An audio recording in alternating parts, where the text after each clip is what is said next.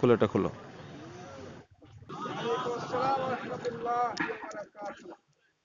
আলহামদুলিল্লাহ ওয়াসসালাতু ওয়াসসালামু আলা রাসূলিল্লাহ, আম্মা বাদ। আউযু বিল্লাহি মিনাশ শাইতানির রাজীম। ওয়া মা ইউমিনু আকসারুহুম বিল্লাহি ইল্লা ওয়া হুম মুশরিকুন। ওয়া ক্বালা সাল্লাল্লাহু আলাইহি ওয়াসাল্লাম, লা তাকুমুস সাআহ হাত্তা তালহাকা কাবাইলু মিন উম্মতি বিল মুশরিকিন ওয়া হাত্তা ইয়া'বুদুল আওসান। রাওয়াহু তিরমিজি বিইসনাদিন সাহিহিন।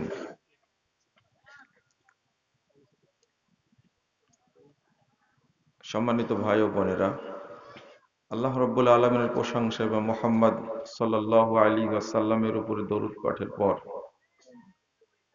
আপনাদের উপস্থিতির জন্য কৃতজ্ঞতা প্রকাশ করছি।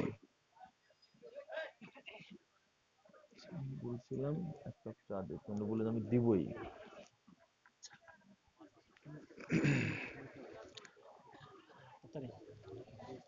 আল্লাহর কাছে দোয়া করছি রব্বুল আলামিন যেন আজকের প্রোগ্রামকে কবুল করে নেন, আমিন। যারা আয়োজন করেছেন এবং আমরা যারা অংশগ্রহণ করেছি, রব্বুল আলামিন যেন আমাদের সকলকে ক্ষমা করে দেন। আল্লাহ যেন আমাদেরকে জান্নাতুল ফেরদাউসের মেহমান হিসাবে কবুল করে নেন, আমিন। আপনারা যারা এখানে অংশগ্রহণ করেছেন তারা আসলেই ভাগ্যবান,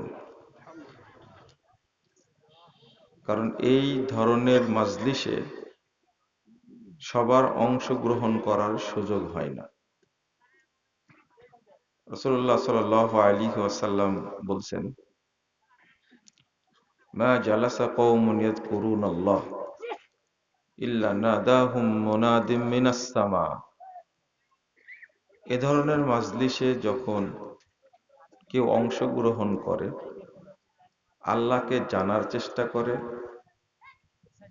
রব্বুল আলামিনকে বোঝার চেষ্টা করে, দ্বীন শিখতে চাই, তাদেরকে আল্লাহ আরশ থেকে ডাক দিয়ে বলেন, কুমু মাগফুরাল লাকুম।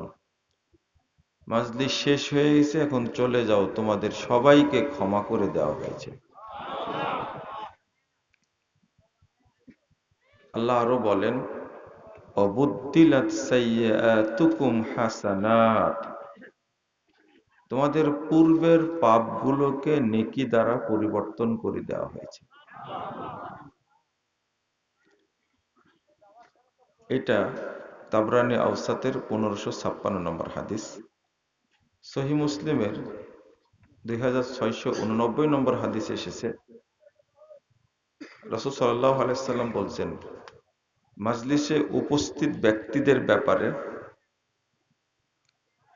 ফেরেশতারা আল্লাহর কাছে রিপোর্ট পেশ করে। রিপোর্ট শোনার পরে আল্লাহ প্রথম কথাটি বলেন, উশহিদুকুম আন্নী কদ গফারতু লাহুম।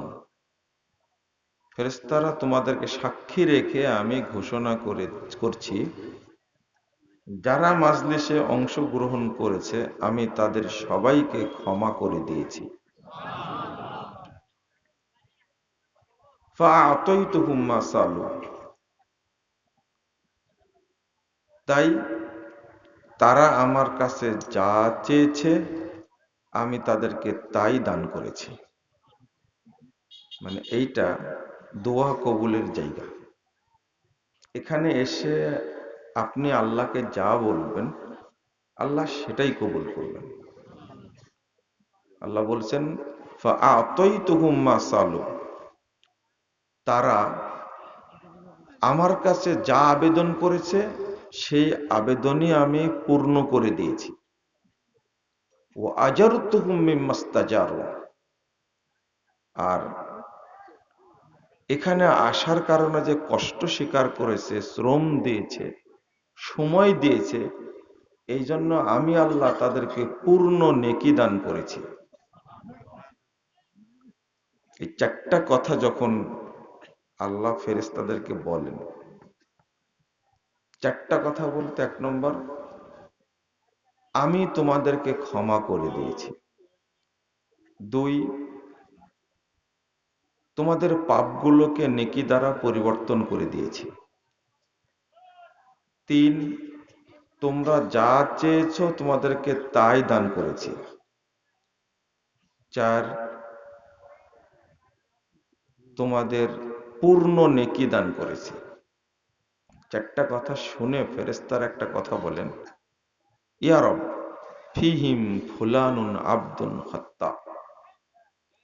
আল্লাহ, এদের মধ্যে একজন লোক এসে বসে গেছে, এই লোকটা বড় পাপী, খুব খারাপ মানুষ। ইন্নামা মাররা ফাজালাসা মাআহুম। লোকটা রাস্তা দিয়ে হেঁটে যাচ্ছিল, অনেক মানুষ দেখে সেও বসে গেছে, সে প্রোগ্রাম শুনতে আসেনি। আপনি কি এই পাপী লোকটাকেও মাফ করে দিয়েছেন? আল্লাহ তাদের প্রশ্নের উত্তরে বলছেন, ওয়ালাহু গফারতু, আমি ওকেও মাফ করে দিয়েছি। আল্লাহ এবার আপনাদের সম্পর্কে বলছেন, হুমুল জুলাসা, তারা এমন কিছু মানুষ এখানে বসে আছে, লা ইয়াশকা বিহিম জালিসুহুম, এর মধ্যে সে যেই বসে পড়বে আমি তাকেই ক্ষমা করে দেব, কেউ নিরাশ হবে না। তো বোঝা যাচ্ছে মাজলিসে এসে বসতে হবে, বসলেই আল্লাহ ক্ষমা করে দেবে।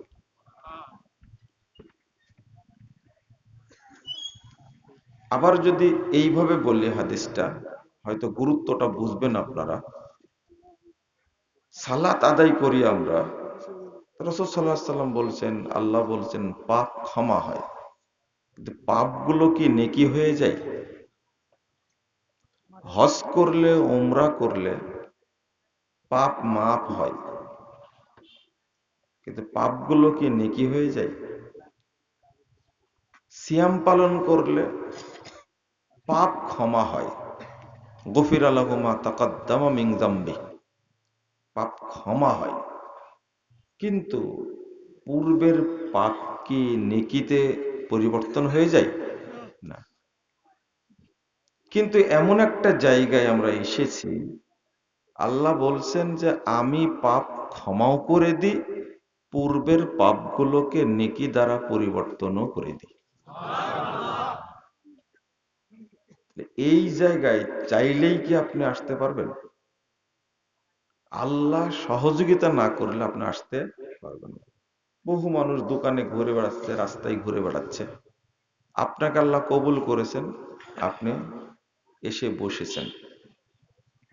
যখন চলে যাবেন তখন দাঁড়ানোর আগেই দোয়াটা পড়বেন, মান ক্বালা ক্বাবলা ইয়াকুমা। যে ব্যক্তি মাজলিস থেকে ওঠার আগেই বলবে দোয়াটা, সুবহানাকা আল্লাহুম্মা ওয়া বিহামদিকা আশহাদু আল্লা ইলাহা ইল্লা আনতা আস্তাগফিরুকা ওয়া আতুবু ইলাইকা। দাঁড়ানোর আগে যে ব্যক্তি বলবে, এখানে আসার কারণে যত ফজিলত পেল, আগে ফজিলত 3-4টা বললাম না?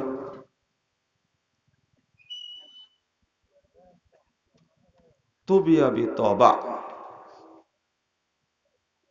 এই নেকিগুলো কুতিবা ফি রিক, মসৃণ ফলকে লেখা হবে এবং সেটাকে সিলগালা করা হবে, লাম ইউকসার ইলা ইয়াউমিল কিয়ামা, কিয়ামত পর্যন্ত এই নেকির ফলকগুলো আর নষ্ট হবে না। তাহলে আপনি বলে উঠবেন।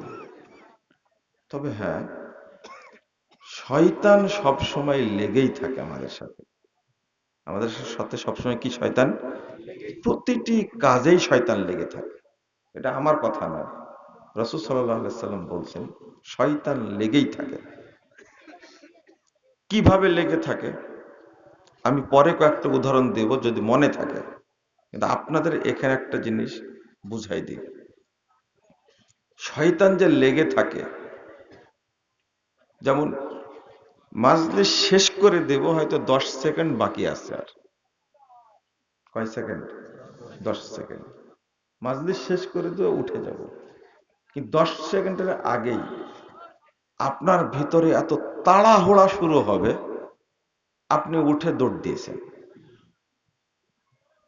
এটা কে করালো জানেন? কি করাইছে? আপনারা একটু পিছনে বসতে হবে, এই লোকগুলোর কষ্ট হচ্ছে যে একটু। আতর ভাই এটা সরে নেন।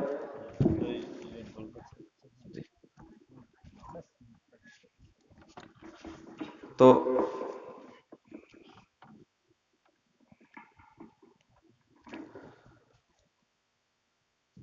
এই যে আপনি উঠে গেলেন, আপনি কি মনে করছেন যে মাগরিবের পর থেকে বসে থেকে যে বক্তব্যগুলো শুনলাম সেই নেকিটা সংরক্ষিত হলো? না। মান ক্বালা ক্বাবলা আন ইয়াকুমা, দোয়াটা দাঁড়ানোর আগেই বলতে হবে। দাঁড়ানোর কষ্ট হচ্ছে আপনাদের? বাদাম খাচ্ছেন কে কে? কেউ বাদাম খেতে পারবেন না।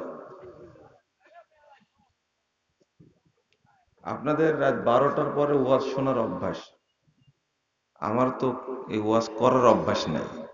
কি করব তাহলে? আপনারা এত রাত্রে নিয়ে এসে মঞ্চে উঠাবেন এটা ভাবতেও পারিনি। আর রিল্যাক্সে আমি আমার গতিতে আসছি, কিন্তু আরো কতক্ষণ পরে নিয়ে আসতেন আল্লাহ ভালো জানে। আপনাদের কোনো চাড়ই নাই, চাড় বুঝেন তো, ভাবনাই নাই যে আর একজন আলোচক আছে, আদায় শেষ, প্রোগ্রাম শেষ, তাই না? এটা আমাকে যে নিয়ে আসছেন, তো আপনাদের কারোই মনে নাই নাকি? কারোই মনে নেই। তো আমার আলোচনা তো এত রাত্রে তো আপনারা বুঝতে পারবেন না। সমস্যাটা হলো এই জায়গায়, আমার কষ্টটা এই জায়গায়। যাক, মাফ করে দিবেন। আসছি আমি কত আগে, 4:15, সরি 4টায় মডার্ন মোড়, ওটা কি মডার্ন মোড়, তারপরে আসছি আমাদের কেন্দ্রীয় মসজিদে, বসে আছে। আর নিয়ে আসলেন রাত 12টার দিকে, তাই না? মার হাবা রংপুরবাসীকে, হারা গাছ। তো প্রতিটি সুন্নাহ, এখানে একটা সুন্নাতের কথা বলে দিই, যেভাবে এসেছে ওইভাবে করলে পূর্ণ নেকি হবে। কিন্তু ওই যে শয়তানের খোঁচা, যেটা বসে থাকতে পারলো 1 ঘন্টা টানা, কিন্তু আর 10 সেকেন্ড পারলো না, চট করে উঠে দৌড়, তাই না? রাসূল সাল্লাল্লাহু আলাইহি ওয়াসাল্লাম বলছেন, ইন্নাশ শাইতানা ইয়াহযুরু আহাদাকুম ইনদা কুল্লি শাইইন মিন শা'নি। 2033 নম্বর হাদিস, সহিহ মুসলিম এসেছে। শয়তান তোমাদের প্রত্যেকের সাথে থাকে, প্রত্যেক কাজে, প্রত্যেক মুহূর্তে শয়তান থাকেই। শয়তান সব সময় চাই আপনার আমল যেন আল্লাহর কাছে না পৌঁছে। শয়তানের প্রথম টার্গেট এটা। আল্লাহ যেন আমাদেরকে শয়তান থেকে হেফাজত করেন। শয়তান যে এতই দুষ্টু, ওর কাজ হলো আমল নষ্ট করা। বিশাল প্রোগ্রাম হচ্ছে, পরিশ্রম হয়েছে, ওয়াজ ভালো হয়েছে, শেষে বলছে আল্লাহুম্মা আমিন, যত করলেন নেকি সব কি কি বললেন? বাতিল, বাতিল, সব কি বাতিল। এটা হলো ইবলিসের কাজ। যাক, অবশেষে আসছে চাটা। আব্দুল ওদুদ ভাই বসে বসে ভাবছে যে কি নাই বলবো।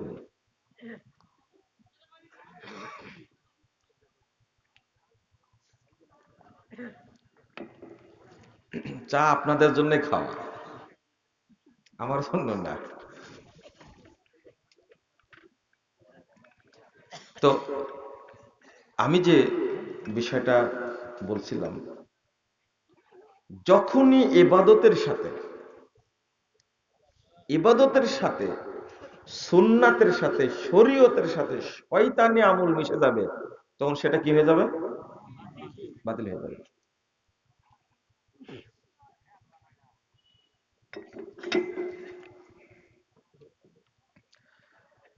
আমাদের কোন আমলের সাথে যেন ইবলিসি আমল যোগ না হয়। মনে থাকবে তো? বলেন তো ইনশাআল্লাহ। সবাই বলেছেন ইনশাআল্লাহ। ইনশাআল্লাহর একটা পাওয়ার আছে, আল্লাহর নামের একটা পাওয়ার আছে, কঠিন পাওয়ার। যদি না বলেন তারও পাওয়ার আছে, আর যদি বলেন তারও কি। সুলাইমান আলাইহিস সালাম বলেছিলেন, সেনাবাহিনী আমি গঠন করব, 100 স্ত্রীর সাথে এক রাতে সহবাস করব, 100 সন্তান হবে। কয়টা হয়েছিল? কি বলেননি তাই হয়নি? এই তো পাওয়ার, না বলার পাওয়ার। ইনশাআল্লাহ, ইনশাআল্লাহ না বলার পাওয়ার। একটা হয়েছে তাও কি প্রতিবন্ধী, ওর দ্বারা কিচ্ছু হবে না। আল্লাহর সাথে নবীর চুক্তি চিন্তা করেন। সুলাইমান আলাইহিস সালাম একজন কত বড় নবী, সারা জাহানের বাদশা তিনি। এইরকম নবী শুধু বলেনি কি, আপনি না বললে আল্লাহ সন্তুষ্ট হবেন, তাই না? একজন নির্বাচিত নবী বলেনি ইনশাআল্লাহ, তাই তাকে ঠেকাই দিয়েছেন। একটা হয়েছে তাও কি প্রতিবন্ধী, এক দিয়ে কিছু হবে না। তো এটা হলো ইনশাআল্লাহ না বলার পাওয়ার। আর ইনশাআল্লাহ বলার পাওয়ার কি? ইনশাআল্লাহ বলার পর সাতাজিদুনি ইনশাআল্লাহু মিনাস সাবিরিন, এটা ইনশাআল্লাহ পাওয়ার। এই সাতাজিদুনি কথাটা শুধু ওই ইসমাইল আলাইহিস সালামের সাথে জড়িত না, এইটা মুহাম্মদুর রাসূলুল্লাহ সাল্লাল্লাহু আলাইহি ওয়াসাল্লামের সাথে জড়িত। এমন একটা সন্তান আল্লাহ দিলেন ইব্রাহিম আলাইহিস সালামকে, যার নাম ইসমাইল।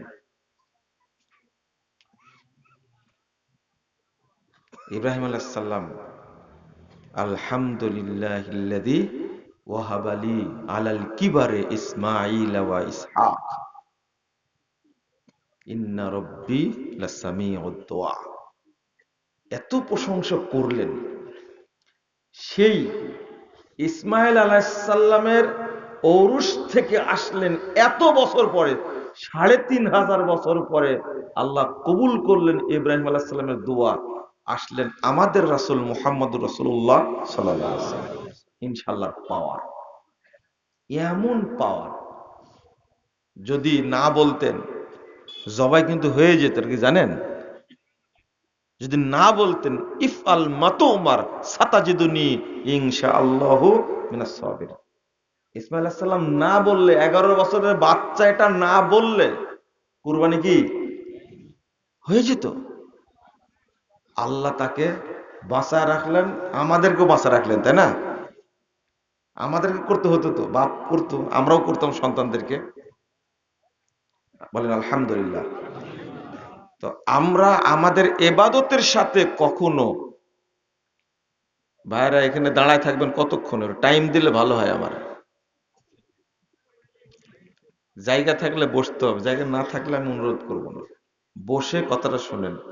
আমি যে হাদিসটা বলেছি অতীব গুরুত্বপূর্ণ। বলছিলাম যে আমাদের ইবাদতের সাথে যেন শয়তানি কোনো আমল যোগ না হয়। যে আমলের দলিল নাই সেইটাই শয়তানি আমল। যে আমলের দলিল নাই সেইটাই কি আমল? শয়তানি আমল। সোজা কথা, সোজা কথা। বক্তা ওয়াজ করতে গিয়ে বলছে যে স্বামী যদি স্ত্রীর একটা দাঁত দেখতে পায় তাহলে এটা কবুল হজ্জের নাকি পাবে। কি বললেন? সুবহানাল্লাহ বললেন না? যদি দুইটা দাঁত দেখতে পায় স্বামী স্ত্রীর, তাহলে দুইটা কবুল হজ্জের নাকি হবে। আর যদি স্বামী স্ত্রীর নিচের ঠোঁটে চুমু দেয়, তাহলে একটা কবুল উমরার নেকি হবে।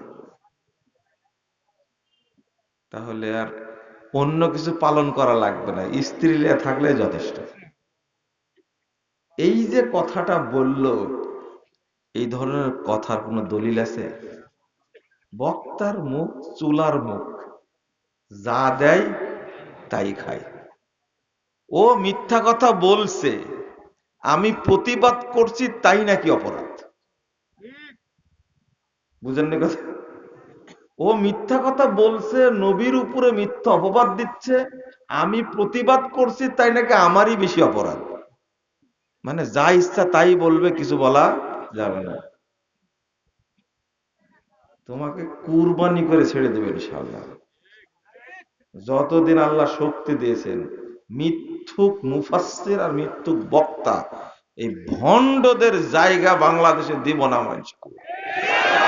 এটা যেন আপনাদের মনে থাকে। তুমি খাদিজা লিখে নিয়ে মিথ্যা কথা বলবা, রাসূল সাল্লাল্লাহু আলাইহি সাল্লামকে নিয়ে মিথ্যা কথা বলবা, বাজে কথা বলবা, আর আমরা কিছু বলবো না, এটা কখনো হতে পারে না। তো আপনারাও গালি দিয়েন, তাতে সমস্যা নেই, কিন্তু হকটা বলে যেতে হবে ইনশাআল্লাহ। 54 বছর গালি দিয়েছে, 54 বছর গালি দিছে। ইফতারের সময়ের সাথে, সূর্য ডোবার সাথে আর ইফতারের সাথে 3 মিনিট যোগ করেছে, শয়তানের লেজ যোগ করেছে। কত বছর? 54 বছর। আহলে হাদিসরা সঠিক টাইমে ইফতার করার কারণে মসজিদ ভাঙছে, মাদ্রাসা ভাঙছে, আগুন লাগাই দিয়েছে, ইমামকে গ্রেফতার করেছে, রোজা নষ্ট হয়ে গেছে। এটা হলো ইহুদিদের দালালেরা। আজকে 54 বছর পরে ঘোষণা করে দিল ইসলামিক ফাউন্ডেশন, সূর্য ডুবলো মানে ইফতার শুরু হয়ে গেল। বলেন আলহামদুলিল্লাহ। আহলে হাদিসরা আহলে হাদিসের জায়গায় আছে, তাদের নীতি চেঞ্জ করে না। মক্কার নীতি চেঞ্জ হয়, কিন্তু আহলে হাদিসের নীতি চেঞ্জ হয় না। এর নাম হলো আহলে হাদিস। বাংলাদেশের কথা ভাবছো, কথা এটাই চূড়ান্ত। প্রায় 1150 বছর মক্কা মদিনায় 20 রাকাত নামাজ চলতো। কোন দিন আহলে হাদিসরা 20 রাকাতকে জায়েজ বলেছে? পড়েছে কোন দিন? এখন আছে না গেছে? গেছে। আর বলতে পারে না মসজিদে হারামে, মসজিদে নববীতে 20 রাকাত হয়, আমরা পড়লে কি সমস্যা? এখন বলেন তো দেখি। দূতাবাসের মাধ্যমে আবেদন জানানো হয়েছে মক্কা মদিনায় যেন আবার 20 রাকাত চালু হয়। আবেদন করেছেন কেন? সব জান না আপনারা, দেখি পারেন কিনা। আচ্ছা, আবারও যদি 20 রাকাত চালু হয়, আহলে হাদিসদের যায় আসে? বুঝেছেন এবার? এতদিন মানিনি, ভবিষ্যতে মানার কোন চিন্তা ভাবনা আছে না? মক্কায় চালু থাকলেও চলবে না যদি সেটা কোরআন হাদিসে না থাকে। ইন্নামা আহলে হাদিস। কাবার চতুর্পার্শ্বে 4টা মুসাল্লা ছিল, প্রায় 850 বছর। কত বছর? ভাবতে পারেন, 4 মুসাল্লা ছিল, একই সালাত জোহর 4 বার হতো, 4 ইমামের নেতৃত্বে, হানাফি, শাফি, মালিকি, হাম্বলি। কত বড় খতরনাক ঘটনা চিন্তা করতে পারছেন? মক্কায় সালাত হতো, তাও একদিন 2 দিন। কত বছর? ওটা আছে না নাই? ভেঙে দিছে না? জান আবার চালু করেন। আবারও যদি চালু হয়, এখন তো তরিকা 360টা, 360টাও যদি মুসাল্লা হয়, আমাদের যায় আসে না। কোনো দিন ওই 4 মুসাল্লাকে জায়েজ বলেনি। কত বড় বেকুব! 4 মুসাল্লা আছে, হানাফি মুসাল্লা, শাফি মুসাল্লা, মালিকি মুসাল্লা, হাম্বলি মুসাল্লা, কিন্তু মুহাম্মাদি মুসাল্লা ছিল। চিন্তা করতে পারছেন? একটুকু ভাবেনি যেখানে মুহাম্মদ সাল্লাল্লাহু আলাইহি সাল্লামের মুসাল্লাটা কই। বুঝেন না কথা? একটুকু চিন্তা করেনি যে মুহাম্মাদের মুসাল্লা নাই। ঠিক বাংলাদেশেও একজন দেওবন্দি শয়তান, হাসেন না, একটা কথা বলি, কি লেখছে জানেন? আপনারা বললে তো রাগ করেন না, পড়ে শোনা দিই। এর পিছনে আবার মুফতি লেখা আছে, মুফতি মারুফ কাসেমি লেখছে, কাদিয়ানী সম্প্রদায়কে রাষ্ট্রীয়ভাবে কাফের ঘোষণা করা হয়ে গেলে পরবর্তীতে লামাঝাবিদেরকে রাষ্ট্রীয়ভাবে ইহুদিদের দালাল ঘোষণা করতে হবে। তোমার স্বপ্ন কোনোদিনই পূরণ হবে না ইনশাআল্লাহ। কারণ তোমরাই হলে ইহুদিদের অরিজিনাল দালাল, খ্রিস্টানদের অরিজিনাল দালাল। আচ্ছা, দেওবন্দীদের বাপ মা কেউ নাই, এই শয়তান মুফতি লাগাইছে আর আহলে হাদিসদেরকে গালি দিছে, এর বিচার করার কেউ নাই। একটা লুতু ফরাজে আছে একটা, জানেন আপনারা? এই ফরাজে আহলে হাদিসের সন্ত্রাসী একটা, এ হলো সন্ত্রাসী। এর কাজ হলো আহলে হাদিস মসজিদ ভাঙ্গা। আমি বলেছিলাম যে দেওবন্দীদের কোনো আলেম নাই, এই সমস্ত শয়তানগুলোকে মাঠে নিয়ে এসে জুতা দিয়ে সাইজ করার মতো। আমি বলেছিলাম এই সমস্ত বাজে কথা বলে কেমনে? কাদিয়ানীদেরকে অমুসলিম কাফের ঘোষণা করে আহলে হাদিসদের পিছনে লাগবে, তাই না? ভোট দিয়েন, ভালো করে ভোট দিয়েন, ইসলামের বিজয় চাচ্ছেন, তাই না? তালেবানকে বসাইছেন না? তালেবান কারা? তালেবান হলো মাজার পূজারী, সুফি আকিদায় বিশ্বাসী। এরা হলো কবর পূজারী। এরা মূর্তি ভাঙ্গে কিন্তু মাজার ভাঙ্গে না। ক্ষমতায় দিয়েছেন, আহলে হাদিস মসজিদগুলোকে বন্ধ করে দিয়েছে, আহলে হাদিস মাদ্রাসাগুলোকে বন্ধ করে দিয়েছে। তালেবান সরকার গঠনের আগেই আফগানিস্তানের সেরা শ্রেষ্ঠ সালাফি আলেম শেখ মুতাওয়াক্কিলকে গুম করে, তার বড় ছেলেকে গুম করে হত্যা করে লাশ টুকরো টুকরো করেছে তারা। আমাদের শক্তিও নাই, অর্থও নাই, অস্ত্রও নাই, তবে আল্লাহর রহমত আছে। কেউ টিকতে পারবে না ইনশাআল্লাহ। একটা একটা করে নাজিল হবে। বেশি পাকামো করতে যেও না, পাকামো করলেই ওটা যেন মনে থাকে। আমাদের একটা অস্ত্র আছে, সেটা হলো কুনুতে নাজেলা। শুধু কুনুতে নাজেলা পড়বো, আর কিছু দরকার নাই। পাকামো করলে আবার ধরা খাবা। মনে হচ্ছে যে পিছনে কিভাবে লেগে গেছে। যখন গোলাম আহমদ কাদিয়ানী ফাইজলামি শুরু করে, তখন এই সমস্ত ভণ্ডদের কারো সাহস হয়নি গোলাম আহমদ কাদিয়ানী এই ভণ্ড নবীর সামনে গিয়ে দাঁড়ায়। তখন দাঁড়িয়েছিলেন অল ইন্ডিয়া আহলে হাদিস কনফারেন্সের সেক্রেটারি আল্লামা সানাউল্লাহ অমৃতসরী। সানাউল্লাহ অমৃতসরী বলেছিলেন দুইটা জিনিস পাওয়া যায়। একটা হলো, বলছেন, দাবি জানালো এলাকার মানুষ যে ভণ্ড নবী বের হয়েছে, তার সাথে আপনাকে বাহাস করতে হবে, চলো। সানাউল্লাহ অমৃতসর রাহিমাহুল্লাহ বলছেন যে এই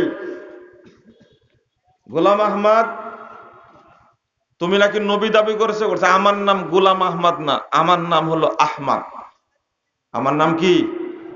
আহমদ। তখন সানাউল্লাহ অমৃতসর রাহিমাহুল্লাহ বুঝে গেছেন। তো বলছে আমার নাম কি জানো? আমি আল্লাহ। আমি কি? ও গোলাম বাদ দিয়েছে, আর উনি কি বাদ দিয়েছেন? সানা বাদ দিয়েছে। এখন কি হলো? আল্লাহ। আমি আল্লাহ তোমার মতো গাধাকে নবী করে পাঠাই না। নবীকে পাঠাই আল্লাহ। তা আমি যেহেতু আল্লাহ, তোমার মতো গাধাকে পৃথিবীতে নবী করে পাঠাই না। চ্যালেঞ্জ হলো এই জায়গাতে মুবাহালা হবে মাঠের মধ্যে।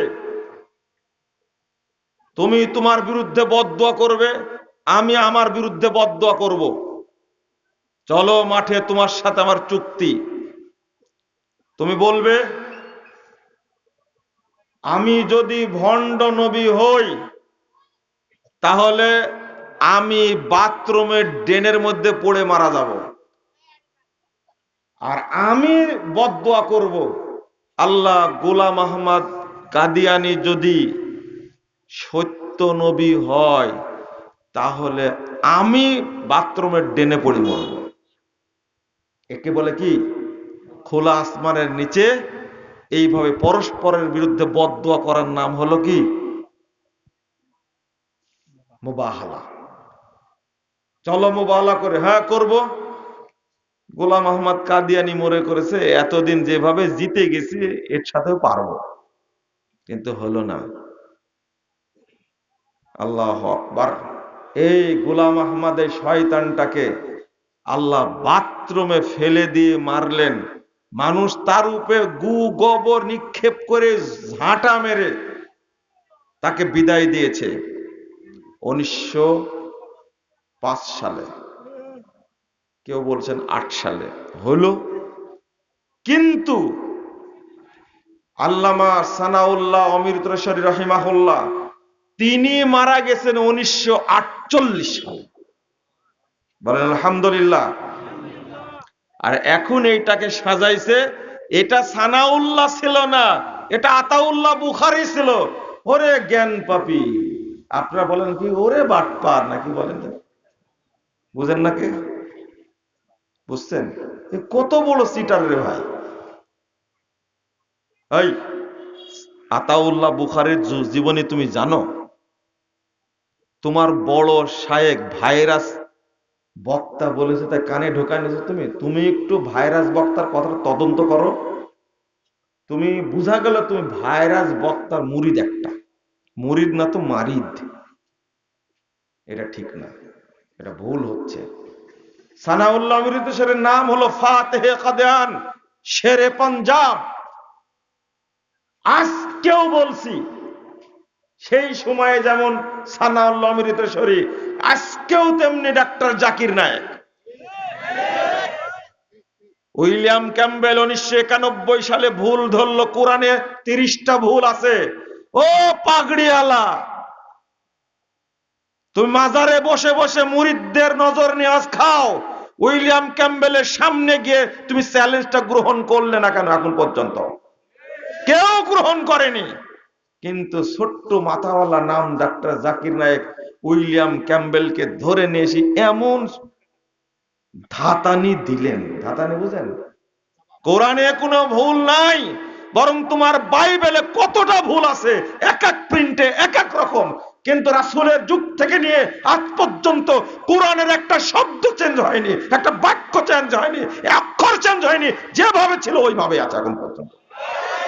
প্রমাণ করে দিলেন। কই তোমার সাহস হয়নি কেন? ভণ্ড কোথাকার।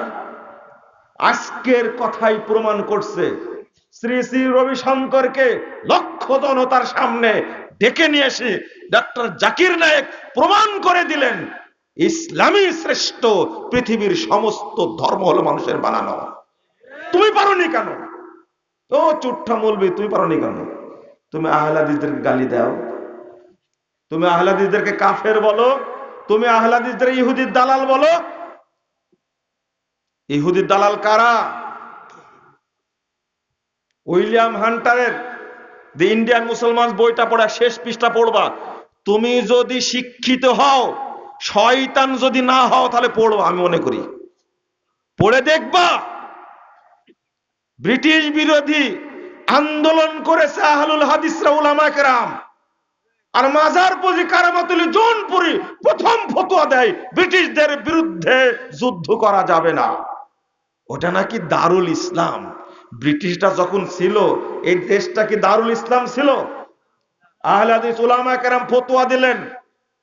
আল্লামা শাহ ইসমাইল শহীদ, সৈয়দ আহমদ শহীদ ফতোয়া দিলেন, ব্রিটিশদের বিরুদ্ধে আন্দোলন করার জন্যই আল্লাহ জিহাদকে ফরজ করেছে। এটা দারুল হার্ব, এটা দারুল ইসলাম নয়। যে দেশে মা বোনের ইজ্জতকে নষ্ট করা হচ্ছে, বোনদেরকে ধর্ষণ করা হচ্ছে, মাল লুণ্ঠন করা হচ্ছে, মুসলিমদের ইজ্জত নষ্ট করা হচ্ছে, সেই দেশে ইংরেজদের সুখে থাকতে দেওয়া যাবে না, তাদেরকে তাড়াতে হবে। আহলে হাদিস উলামায়ে কেরাম যুদ্ধ করেছেন। আর তোমরা মাজারে বসে বসে মানুষের তোমরা পকেট সাফ করেছো, মানুষের তোমরা টাকা লুণ্ঠন করেছো, তোমরা হলো ধর্ম ব্যবসায়ী। আহলে হাদিস উলামায়ে কেরাম মুজাহিদ, বীর মুজাহিদ, সিপাহ সালার, তারা এই দেশকে মুক্ত করেছে। তোমার তো লজ্জা শরম নাই, তোমার কিভাবে বলবো? লজ্জা শরম থাকলে তো বলবা। আহলে হাদিসদেরকে ইহুদির দালাল ঘোষণা করবে, চিন্তা করেছেন? ঠিক আছে, তোমার সাথেও চুক্তি, আমার সাথেও চুক্তি, তোমার সাথেও চুক্তি, আমার সাথেও চুক্তি, এটাই হবে। তবে আমি দোয়া করি আল্লাহ যেন এই সমস্ত বদবক্তকে হেদায়েত দান করে। বলেন আমিন। আমিন বলতে সমস্যা? আমার এক বন্ধু আছে না, কিউট বয় বলে, রাহুল বলে কিউট বয়, ও সব সময় আমাকে গালি দেয়, তাই না? আমি বলছি আপনারা একটু দোয়া করেন, আল্লাহ তাকে হেদায়েত দান করেন। মঞ্চে যারা আছে তারা একটাও আমিন বলেন না। আমি বললাম যে আমিন বলেন, আমাকে বলছে আপনি বলেন। একজন মাড়ি এঁটে বসে আছে, আমিন বলবে না। যে গালি দেওয়া দেয় আহলে হাদিসদেরকে, আহলে হাদিস উলামায়ে কেরামকে, আমরাও কিন্তু বক্তব্য দিই, আমরাও বক্তব্য দিই, কিন্তু বড় বড় হানাফি বিদ্বানদেরকে আমরাও নাম বললে রহিমাহুল্লাহ বলি। কিন্তু এই কিউট বয় রেজাল্ট করে আবরাম, আমার বন্ধু, নাম দিয়েছে আমার বন্ধু, এই যে এত নোংরা ভাষায়, মনে হয় ইবলিসে এত সুন্দর গালি জানে না, এত খারাপ ভাষায় কথা বলে। শেখ বিন বাজ সারা পৃথিবীর ইমাম, সৌদি আরবের গ্র্যান্ড মুফতি, যতদিন বেঁচে ছিলেন পৃথিবীর সমস্ত আলেম যে মাযহাবে হোক না কেন তাকে সম্মান দিয়েছে। আর সে নোংরা ভাষায় কথা বলে, আলবানীকে গালি দেয়, ইবনু তাইমিয়াকে গালি দেয়। লা হাওলা ওয়ালা কুওয়াতা ইল্লা বিল্লাহ। অন্তত আল্লাহ যেন তার মুখটা ভালো করে দেয়, এটা আমিন বলেন। আমিন। যা তা আপনারা বলেছেন আলহামদুলিল্লাহ। আল্লাহ যেন ওকে হেদায়েত দান করে, আমিন। আমি হেদায়েতের দোয়া করি। বন্ধুরা আমার, আমি যে কথাটি বলতে গেছিলাম, যে এসেছি দুইটা কথা বলার জন্য, ফালতু কথা বলবো না। এজন্য বাদাম খাওয়া ছেড়ে দেন, বললাম না? এখানে পান আর বাদাম খাওয়া যাবে না। মনোযোগ দিয়ে শুনবেন ইনশাআল্লাহ। আল্লাহ বলছেন, ওই একটা উদাহরণ দিতে গেছিলাম যে কিভাবে শয়তান আমাদের ধোঁকা দেয়, প্রত্যেক জায়গায় উপস্থিত থাকে। আপনারা এখানে আছেন, এখানে শয়তান নাই? বাদামটা খাওয়াচ্ছে কে? এই তো। এখানে কুরআন হাদিসের আলোচনা চলছে, আর আপনি কি পড়াই কাজ, আমাদের পড়ানো কাজ, লেখাই কাজ, সারাদিন কাজই এটা, তাই ভুলে যাই। আর আপনি 1 বছর পরে পড়লে মনে থাকবে? যে হাদিসটা বলেছি ওর মধ্যে থেকে একটা কথা বের করি না বললি, যতক্ষণ ঘাড়ে পাপ থাকবে ততক্ষণ আপনার কোনো চাওয়া আল্লাহ কবুল করবেন। এই জন্য চাওয়ার আগে ক্ষমা চাইতে হবে। বুঝেন না কথা? আপনি কিছু চাইবেন, আল্লাহর কাছে কিছু চাইবেন, আপনি তার আগে চিন্তা করতে আমার পাপ জমা আছে কিনা। পাপ জমা থাকলে আল্লাহ আপনাকে কিছু দিবেন না। এই জন্য 2 সেজদার মাঝখানে বসে কি বলেন? আগে আল্লাহুম্মা আরহামনি, এই তো আল্লাহুম্মা গফিরলি, তারপরে কি ওয়ারহামনি, তারপরে কি ওয়াহদিনি, তারপরে কি ওয়াফিনি, তারপরে কি ওয়াজবুরনি, তারপরে কি ওয়ারজুকনি। খেয়াল করেছেন ভাষাটা? মনে হয় বুঝেননি। আগে কি আল্লাহুম্মা গফিরলি, আল্লাহ ক্ষমা করো, এরপরে চাওয়া আল্লাহ তুমি আমাকে হেদায়েত দান করো, তুমি আমাকে আফিয়াত দান করো, শারীরিক সুস্থতা দান করো, ওয়াহদিনী, তারপরে কি ওয়াজবুরনি, আমার ক্ষতিগুলো পূরণ করে দাও, ওয়ারজুকনি, আমাকে তুমি কি রিজিক দান করো। আগে চেয়ে নিচ্ছে আমাকে কি করো, ক্ষমা করো, ক্ষমা করো, ক্ষমা করো। এক, মারা যাচ্ছেন আপনি, তখন আল্লাহকে বলছেন আল্লাহুম্মা গফিরলি ওয়ারহামনি ওয়ালহিকনি বিররফিকিল আলা, আল্লাহ আমাকে ক্ষমা করো, আমার রহম করো, আর আমার শ্রেষ্ঠ বন্ধু আল্লাহ, আল্লাহর সাথে আমাকে সাক্ষাৎ করায় দাও। তাহলে কি আগে আল্লাহুম্মা গফিরলি, আপনি দোয়া করবেন সালাতে বসে, আগে বলে নিলেন আল্লাহুম্মা ইন্নী যালামতু নাফসি যুলমান কাসীরা ওয়া লা ইয়াগফিরুয যুনুবা ইল্লা আনতা ফাগফিরলি মাগফিরাতাম মিন ইনদিক ইন্নাকা আনতাল গফুরুর রহিম। এবার বলছেন আল্লাহুম্মা ইন্নী আউযু বিকা মিন আযাবিল কবর ওয়া আউযু বিকা মিন ফিতনাতিল, আল্লাহুম্মা ইন্নী আউযু বিকা মিন আযাবি জাহান্নাম ওয়া আউযু বিকা মিন আযাবিল কবর ওয়া আউযু বিকা মিন ফিতনাতিল মাসিহিদ দাজ্জাল ওয়া আউযু বিকা মিন ফিতনাতিল মাহইয়া ওয়াল মামাত আল্লাহুম্মা ইন্নী আউযু বিকা মিনাল মাসামি ওয়াল মাকরাম। আগেই বলেছি আগে ক্ষমা, এরপরে বলেন রব্বানা আতিনা ফিদ দুনিয়া হাসানা ওয়া ফিল আখিরাতি হাসানাতাও ওয়া কিনা আযাবান নার রব্বানা ফাগফির লানা যুনুবানা ওয়া কাফফির আন্না সাইয়্যাতিনা ওয়া তাওয়াফানা মা'আল আবরার রব্বানা আফরিগ আলাইনা সাবরান ওয়া সাব্বিত আকদামানা ওয়ানসুরনা আলাল কওমিল কাফিরিন রব্বানা আলাইকা তাওয়াক্কালনা ওয়া ইলাইকা আনাবনা ওয়া ইলাইকাল মাসির রব্বিগফির ওয়ারহাম ওয়া আনতা খায়রুর রাহিমিন। এই যে আপনি প্রস্তুতি নিয়ে নিয়েছেন, কিন্তু আগে কি প্রস্তুতি? ক্ষমা। জানাজায় দাঁড়িয়েছেন, আগে প্রস্তুতি।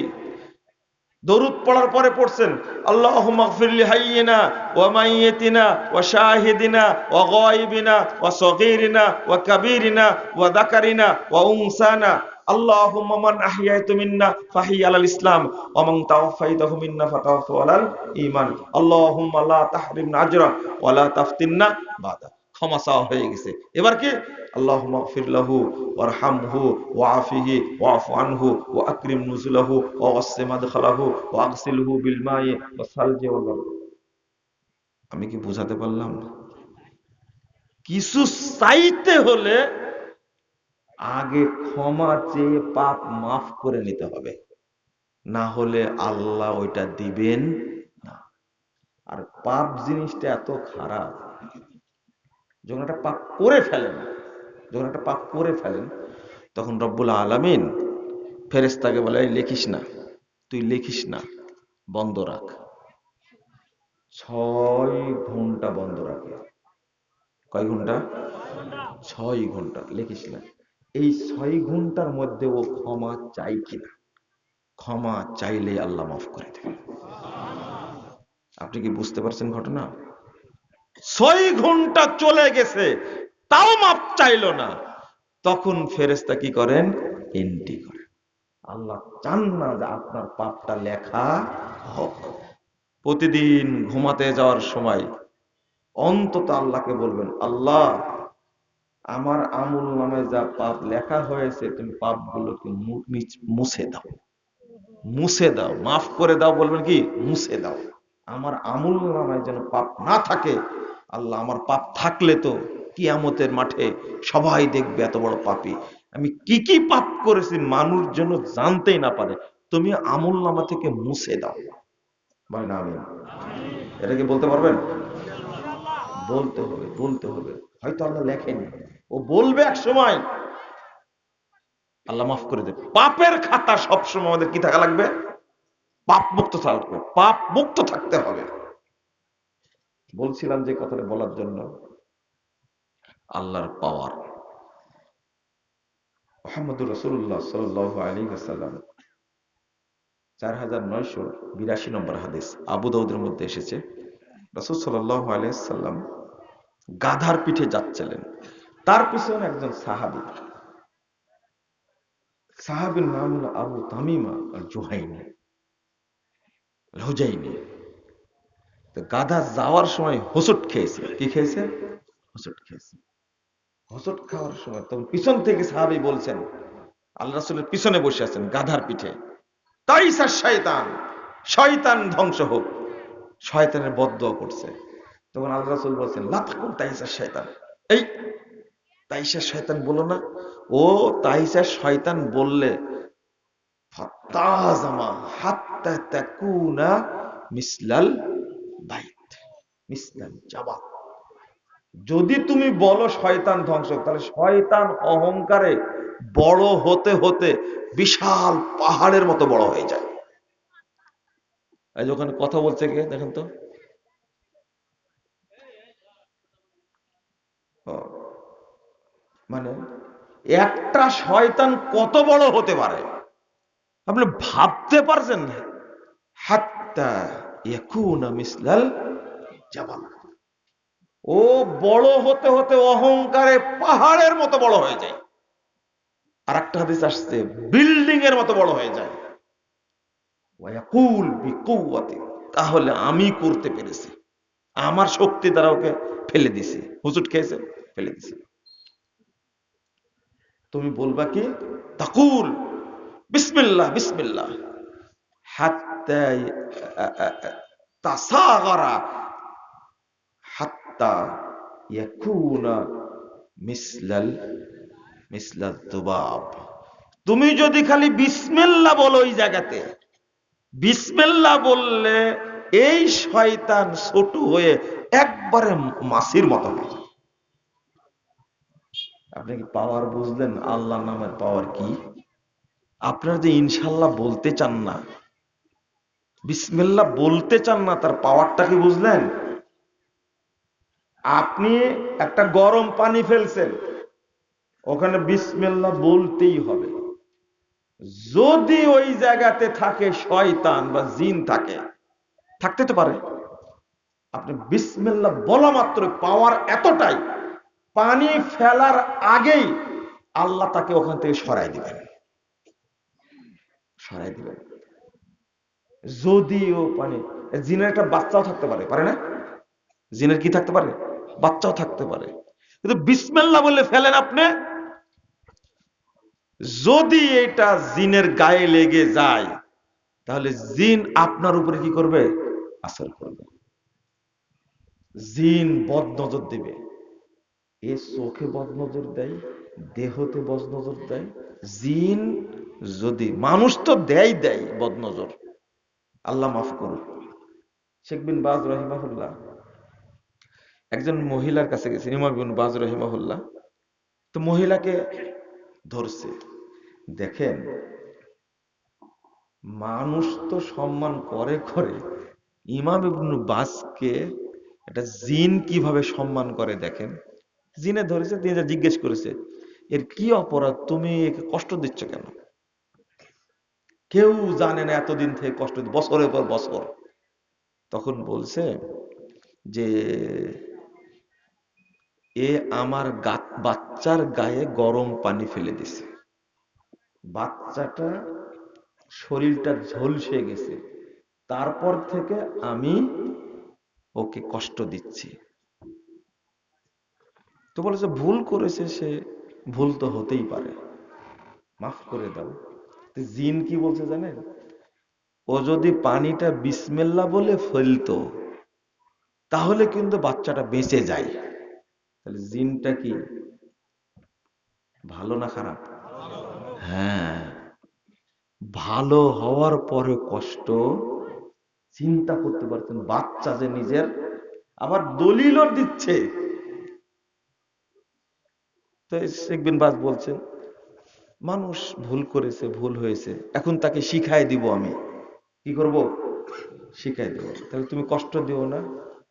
এই কথা বলার পরে জিন সালাম দিয়ে বিদায় নিয়েছে। গাছ লাগেনি, তারপরে কি পীর লাগেনি, কবিরাজ লাগেনি, কত বড় আলেম, জিন সম্মান দিয়ে এত বছর যাবৎ কষ্ট দিচ্ছে, মানুষটা গেছে কথা বলে, জিন তাকে সম্মান দিয়ে কি চলে গেছে। আপনি কি আল্লাহর নামের পাওয়ারটা বুঝলেন? আপনি পড়ে যাচ্ছেন, বিসমিল্লাহ বিসমিল্লাহ, হাত থেকে কিছু পড়ে যায় কি বলুন বিসমিল্লাহ বিসমিল্লাহ, এগুলো কে করে? অতএব কোনোদিন ভুলবেন না, কিন্তু বিসমিল্লাহর যে এত পাওয়ার কল্পনা করতে পারবেন না। আল্লাহ রাব্বুল আলামিন বলছেন, ওমা ইউমিনু আকসারুহুম বিল্লাহ ইল্লা ওয়া হুম মুশরিকুন। কয়েকটা এক পর্যালোচনা করব, স্বীকারোক্তি আপনাদের দিতে হবে, সাবধান। এমন একটা বিষয় নিয়ে আলোচনা করছি এখন, খুব সাবধান, স্পর্শকাতর বিষয়। আল্লাহ বলছেন 106 নম্বর আয়াত সূরা ইউসুফ, ঈমান আনা সত্ত্বেও, আল্লাহর প্রতি ঈমান আনা সত্ত্বেও অধিকাংশ মানুষ কি মুশরিক। অধিকাংশ মানুষ কি? আবার বলেন কি? হজ করা সত্ত্বেও, রোজা রাখা সত্ত্বেও, নামাজ পড়া সত্ত্বেও অধিকাংশ মানুষ কি মুশরিক। কে বললেন? আল্লাহ। সূরা রোম 8 নম্বর আয়াত আল্লাহ বলছেন, ওয়া ইন্না কাসীরাম মিনান নাস বিলিকাই রাব্বিহিম লাকাফিরুন। অধিকাংশ মানুষ আল্লাহর সাথে সাক্ষাৎ করবে, তাদের রবের সাথে সাক্ষাৎ করবে কাফের হয়ে। রব মানে কিন্তু কি বলেন? কি? কাফের। রব মানে কিন্তু কি? কাফের। রব মানে কিন্তু কাফের। আরেকটা শুনেন, 117 নম্বর আয়াত সূরা আল মুমিনুন, আল্লাহ বলছেন, লা তাদউ মাআল্লাহি ইলাহান আখার। আল্লাহর সাথে অন্য কোন ইলাহকে সম্পৃক্ত করো না। ফাইন্নামা হিসাবুহু ইনদা রাব্বিহ লা বুরহানা লাহু বি। তার কোনো দলিল থাকবে না, নিঃস্ব হয়ে যাবে কিয়ামতের মাঠে। যে ব্যক্তি আল্লাহর সাথে আরেকজনকে অ্যাড করবে, সে নিঃস্ব হয়ে যাবে। তারপরে কি বলছেন? ইন্নাহু লা ইউফলিহুল কাফিরুন। কাফেররা কখনো সফল হতে পারবে না। তাহলে 3টা আয়াত এখানে, একটা হাদিস, 30,992 নম্বর হাদিস মুসান্নাফ ইবনে সাহিবের মধ্যে এসেছে, ইয়াতি আলান নাসে জামান, মানুষের সামনে একটা যুগ আসবে, একটা সময় আসবে, ইয়াস্তামিউনা ইয়াসাল্লুনা ফিল মাসাজিদ। এই যুগে লোকেরা দলে দলে মসজিদে যাবে, সালাত আদায় করবে। সব মসজিদে মুসল্লি থাকবে, মুসল্লি দ্বারা মসজিদ ভর্তি থাকবে। এমন একটা সময় আসবে, মসজিদে মুসল্লি ভর্তি থাকবে, ওয়ালাইসা ফীহিম মুমিন, কিন্তু কোন মসজিদে একজন মুসল্লি খুঁজে পাওয়া যায়, একজন মুমিন খুঁজে পাওয়া যায়। মুসল্লি আছে কিন্তু কি নাই? তাহলে এরা কারা? মুসল্লি দ্বারা ভর্তি মসজিদ, কিন্তু সেখানে কি নাই? ইমানদার নাই, একজন ইমানদার নাই। তাহলে তারা কি? মুসল্লি আছে কিন্তু ইমানদার নাই, তাহলে তারা কি? 1 নম্বরে তারা কাফের, মুশরিক, মুনাফিক। আবার বলেন, তাহলে তারা কি? মুশরিক, কাফের, অথবা কি মুনাফিক।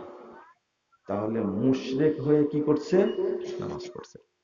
আমরা এখন পর্যন্ত জাতিকে বুঝাতে পারিনি একটা জিনিস, সালাত ইহুদিরাও পড়ে, সালাত খ্রিস্টানরাও পড়ে, সালাত মাজার পূজারীরাও পড়ে, সালাত কাফেররাও পড়ছে। আবু জাহাল, আবু লাহাব হজ করেনি? আব্দুল মুত্তালিব কি হজ করেনি? আবু তালেব কি হজ করেনি? আব্দুল মুত্তালিব শুধু হজ না, এমন ইমানের অধিকারী ছিল, যখন আব্রাহা কাবা ভাঙতে গেল, আব্রাহার লোকজন আব্দুল মুত্তালিবের উটগুলো চুরি করে নিয়ে গেছে, ছিনতাই করে নিয়ে গেছে। আব্দুল মুত্তালিব আব্রাহাকে গিয়ে বলছে, আব্রাহা, তোমার লোকগুলো আমার উট ছিনতাই করে নিয়ে এসেছে, এই উটগুলো দিয়ে দাও। আব্রাহা বলছে, আমি শুনেছি তুমি কুরাইশ বংশের নেতা, কাবার মুতল্লি, আমি আসছি কাবা ভাঙতে, কাবা নিয়ে তোমার কোনো চিন্তা নাই, তোমার চিন্তা উট নিয়ে, তুমি তো স্বার্থপর। আব্দুল মুত্তালেব বলছে আব্রাহাকে, আব্রাহা, কাবার মালিক আল্লাহ, আল্লাহ দেখবেন, উটের মালিক আমি, তুমি উটগুলো দিয়ে দাও। বলেন তো আপনার ইমান শক্তিশালী বেশি না আব্দুল মুত্তালেবের ইমান শক্তিশালী? আপনার আমার চেয়ে ইমান কত বেশি। বলছে যে আরে পাগল, কাবার মালিক আল্লাহ, তাকে হেফাজত আল্লাহই করবেন, আমি উটের মালিক, উটগুলো আমাকে দিয়ে দাও, কাবা নিয়ে আমার কোনো চিন্তা নাই। কি আব্দুল মুত্তালেবের ঘটনা সঠিক হয়েছে না হয়নি? কাবাকে কে নিরাপত্তা দিয়েছেন? আব্রাহা বাহিনী কি বেঁচে ছিল না ধূলিসাৎ হয়ে গেছে? এর নাম, এর নাম হজ করা। হজ করে প্রমাণ হয় না যে জান্নাতে যাবে। সালাত পড়ে কাবা ঘর তওয়াফ করে কাবা ঘরের মুতাল্লি হয়ে প্রমাণ হয় না সে জান্নাতে যাবে। আর আপনি বেদাতি মসজিদের মুতাল্লিতে দাপট কত? হজ একবার না দুইবার করেছেন। আর আব্দুল মুত্তালেব, আবু তালেব হজ প্রতি বছর করত, সারা পৃথিবীর হাজীদেরকে সম্মান করত, খাবার দিত, কাবা ঘর পবিত্র রাখত, ছাপা মারোয়া সাই করত, আরাফার মাঠে যেত। কার উদ্দেশ্যে? এরপরও সে কি খাঁটি মুশরিক? কি মুশরিক? খাঁটি মুশরিক। আব্দুল মুত্তালেব জান্নাতে আছে না জাহান্নামে? আবু তালেব জান্নাতে না জাহান্নামে আছে? আর আপনি, এরা জাহান্নামে আছে। যতদিন আবু তালেব বেঁচে ছিল ততদিন কারো সাহস হয়নি মুহাম্মাদের দিকে চোখ তুলে কথা বলা। যেদিন মারা গেছে সেই দিন থেকে মুহাম্মাদের উপরে অত্যাচার শুরু হয়েছে। মুহাম্মদ সাল্লাল্লাহু আলাইহি সাল্লামকে এমন ভাবে নিরাপত্তা দিয়েছে কারো সাহস হয়নি। এইরকম ব্যক্তিকেও আল্লাহ জাহান্নামে রাখছেন। এই আবু তালেবও জাহান্নামে আছে, শুধু একটু হালকা করেছে, জাহান্নামে জুতা পরাই দিবে আল্লাহ। সেই জুতার কারণে আবু তালেবের মাথার মগজ টকবক টকবক করে চুয়ে চুয়ে গলে গলে পড়তে থাকবে। এত লোক হালকা শাস্তি। নাউজুবিল্লাহ, নাউজুবিল্লাহ। আর আপনি দাপট দেখান, হারা গাছে বলেন আল্লাহ সকল ক্ষমতার উৎস, কিন্তু রংপুর কারমাইকেল কলেজ মাঠে গিয়ে বলেন সকল ক্ষমতার উৎস জনগণ। ভুল বললাম? এটা বললে নাকি পাপ হয় না। হারাম করবো টাকা। পাপ হয় না মানে পাপ তো হবে না। কাফের কোনো পাপ হয়? বুঝেননি কথা? কাফের পাপ হয়? মুশরিকের কোনো পাপ হয়? পাপ তো হয় মুসলিমের, কাফের পাপ হয় না। এই কথা বলা মাত্র তুমি কাফের হয়ে গেছো, তোমার পাপ হবেও না। এক হুজুর বলছে ইসলামী গণতন্ত্র, ভাষাটা খেয়াল করেন শিক্ষিত মানুষ, ইসলামী গণতন্ত্র, ইসলামী গণতন্ত্র। আমি বললাম যে মাশাআল্লাহ, আমি যে বাক্যটা শুনবো ভবিষ্যতে আশাই করিনি, কিন্তু এর আগে শুনেছি ইসলামে গণতন্ত্র। কি ইসলামে গণতন্ত্র? মরে গেছেন তিনি, পত্রিকায় শিরোনাম দিয়ে লিখে দিয়েছেন, দৈনিক ইনকিলাব পত্রিকায়। যারা পত্রিকা পড়েন তারা হয়তো দেখেছেন, কিন্তু যারা খেয়াল করেননি বুঝেন না। ইসলামে গণতন্ত্র মানে কি? কোরআনে শয়তান, ইসলামে কি শয়তান? গণতন্ত্র একটা কুফরি মতবাদ, আর ইসলাম হলো তাওহীদের দ্বীন। একটার সাথে আর একটার মিশ্রণ হতে পারে কখনো? কেমনে শিরোনাম দেয় এরা! কতটা জাহেল, কতটা নাদান, কতটা ক্ষমতা পাগল, চিন্তা করতে পেরেছেন? যদি পৃথিবীতে কথাই সত্য, ইমাম আবু দাউদ রাহিমাহুল্লাহর কথা, লাউলা হাযিল ইসাবা লাম দারাসাল ইসলাম ইয়ানি আসহাবুল হাদিস। পৃথিবীতে যদি আহলে হাদিসগণ না থাকতো তাহলে ইসলাম পৃথিবী থেকে মিটে যেত।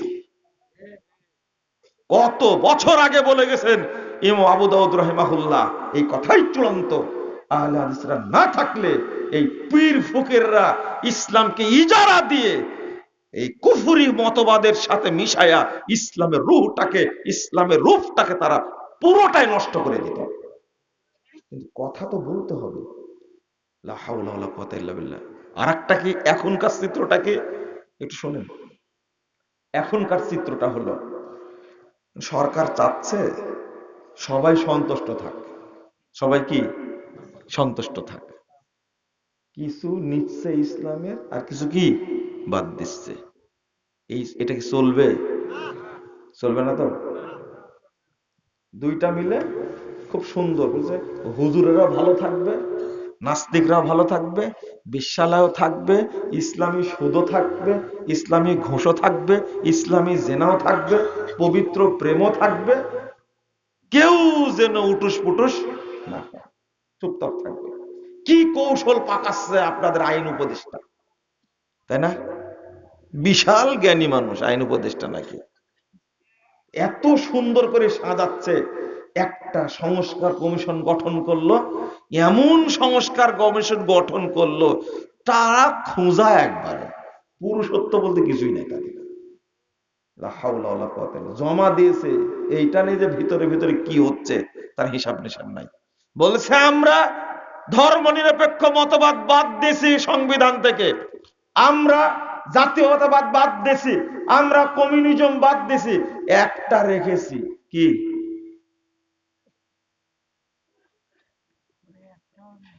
10টা বড়ি। কটা বড়ি? 10টা বড়ি 10 জন খেলে 10 জনে কি মারা যাবে, তাই না?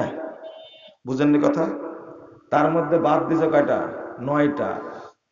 আর একটা কি, এইটা খেলে কি বাঁচবে? গণতন্ত্রটা রেখে দিছে।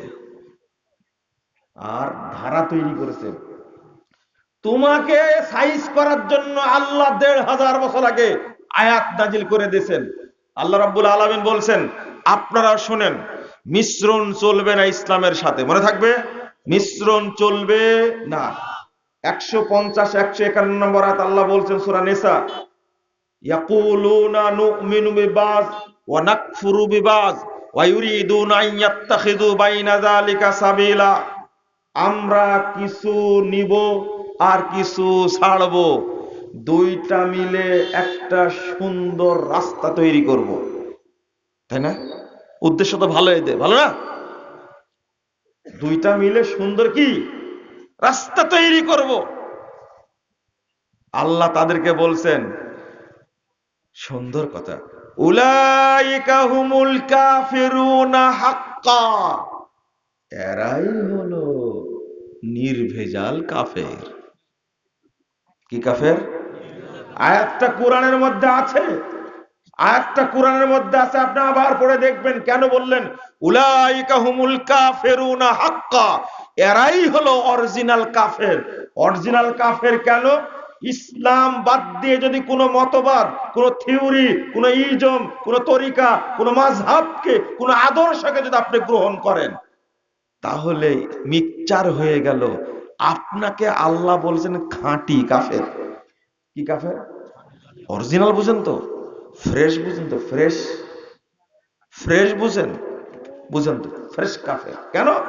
100 নম্বর আয়াত সূরা আল ইমরানে আল্লাহ রাব্বুল আলামিন বলছেন, ইয়া আইয়ুহাল্লাযীনা আমানু ইন তুতিউ ফারীকাম মিনাল্লাযীনা উতুল কিতাব ইয়ারুদ্দুকুম বা'দা ঈমানিকুম কাফিরিন। হে ঈমানদারগণ, যাদেরকে কিতাব দেওয়া হয়েছে তোমরা যদি তাদেরকে ফলো করো, তাদেরকে অনুসরণ করো, ইয়ারুদ্দুকুম বা'দা ঈমানিকুম কাফিরিন, তাহলে তোমাদেরকে ঈমান থেকে বের করে তারা তোমাদেরকে কাফের বানায় দিবে। কে বলছেন? আল্লাহ বলছেন।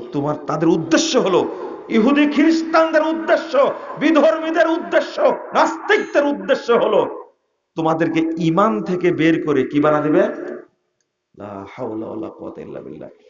এই যে মতবাদগুলো পাচার করেছে আমাদের দেশে, এটা কি আমাদের ফজিলতের জন্য না তাদের সুবিধার জন্য? আজকে এইভাবে আমাদেরকে তারা কাফের বানাচ্ছে, এইভাবে কাফের বানাচ্ছে, এই শর্তটাই দিচ্ছে, অথচ আমরা বুঝি না। একটা কথা স্পষ্ট ভাষায় মনে রাখবেন, স্পষ্ট ভাষায় মনে রাখবেন, ঈমান কখনো বিক্রি করা যায় না। কোনো কিছুর বিনিময়ে ঈমান বিক্রি করা যায় না। যদি আপনাকে বলে তোমাকে বাংলাদেশে থাকতে দেব না, হয় কাফের হও, ঈমান ত্যাগ করো, নাহলে বাংলাদেশ থেকে বেরিয়ে যাও। কি করবেন? না ঈমান ত্যাগ করবেন? আপনাকে জেলখানায় দেওয়া হবে। হয় তুমি তাওহীদ বাদ দাও, না হলে জেলে পুরে দেব। কি করবেন? জেলে গেছেন, আপনাকে ফাঁসিতে ঝুলানো হবে। তুমি ঈমান বাদ দাও, তাওহীদ বাদ দাও, তাহলে তোমাকে ছেড়ে দেব। আর বাদ না দিলে তোমার ফাঁসি হবে। কি করবেন? ঝুলবেন তো ইনশাআল্লাহ? কেউ মুনাফিকি করবেন? তখন জোরে বলবেন আলহামদুলিল্লাহ। অনেকদিন পরে যেতে লাগতো, অনেক দেরিতে, কিন্তু আমি আল্লাহর সাথে মুলাকাত করব। এক্ষুনি ফাঁসি দাও, আমি এক্ষুনি আল্লাহর সাথে সাক্ষাৎ করব। পারবেন বলতে? আপনাকে যদি ব্রাশ ফায়ার করে মেরে ফেলা হয়, তাওহীদ পন্থীদের এটাই হলো বড় শক্তি। তুমি আমাকে জেল খাটাতে পারো, তুমি আমাকে গুলি করে মারতে পারো, তুমি আমাকে মাথা কেটে নিতে পারো, মাথা চূর্ণ বিচূর্ণ করতে পারো, কিন্তু তুমি আমার ঈমানকে হরণ করতে পারো না। সম্ভব না, অসম্ভব, কখনোই পারবে না। কারণ মুহাম্মদুর রাসূলুল্লাহ সাল্লাল্লাহু আলাইহি সাল্লাম বলে গেছেন, লা তুশরিক বিল্লাহ ওয়া ইন কুতিলতা ওয়া ইন হুররিকতা। শোনো, তুমি আল্লাহর সাথে শিরিক করবে না।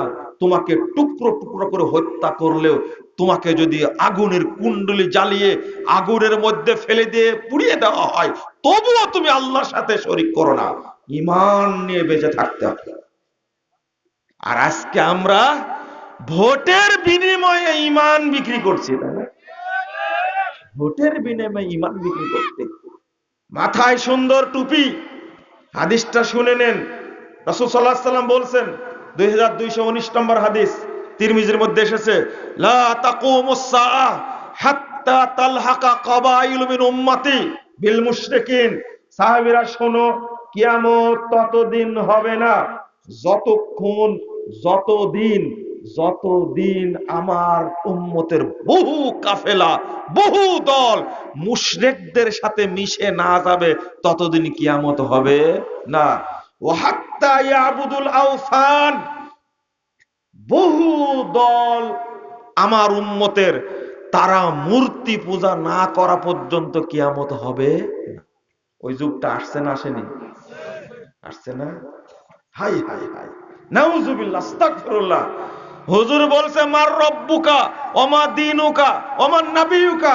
তিনটা প্রশ্নই হলো রাজনৈতিক প্রশ্ন। মার রব্বুকা মানে কি? তুমি কোন আইন মানতে, কোন আইন মানতে। ওমা দীনুকা, তোমার দল কি ছিল। বুঝেননি কথা? কত বড় বাটপারের ভাই, কত বড় সিটার একটা। এই অর্থ পৃথিবীর কোন বিদ্বান করেছে? এই অর্থ হয়? মার রব্বুক, তোমার বলেন কি, তোমার রবকে।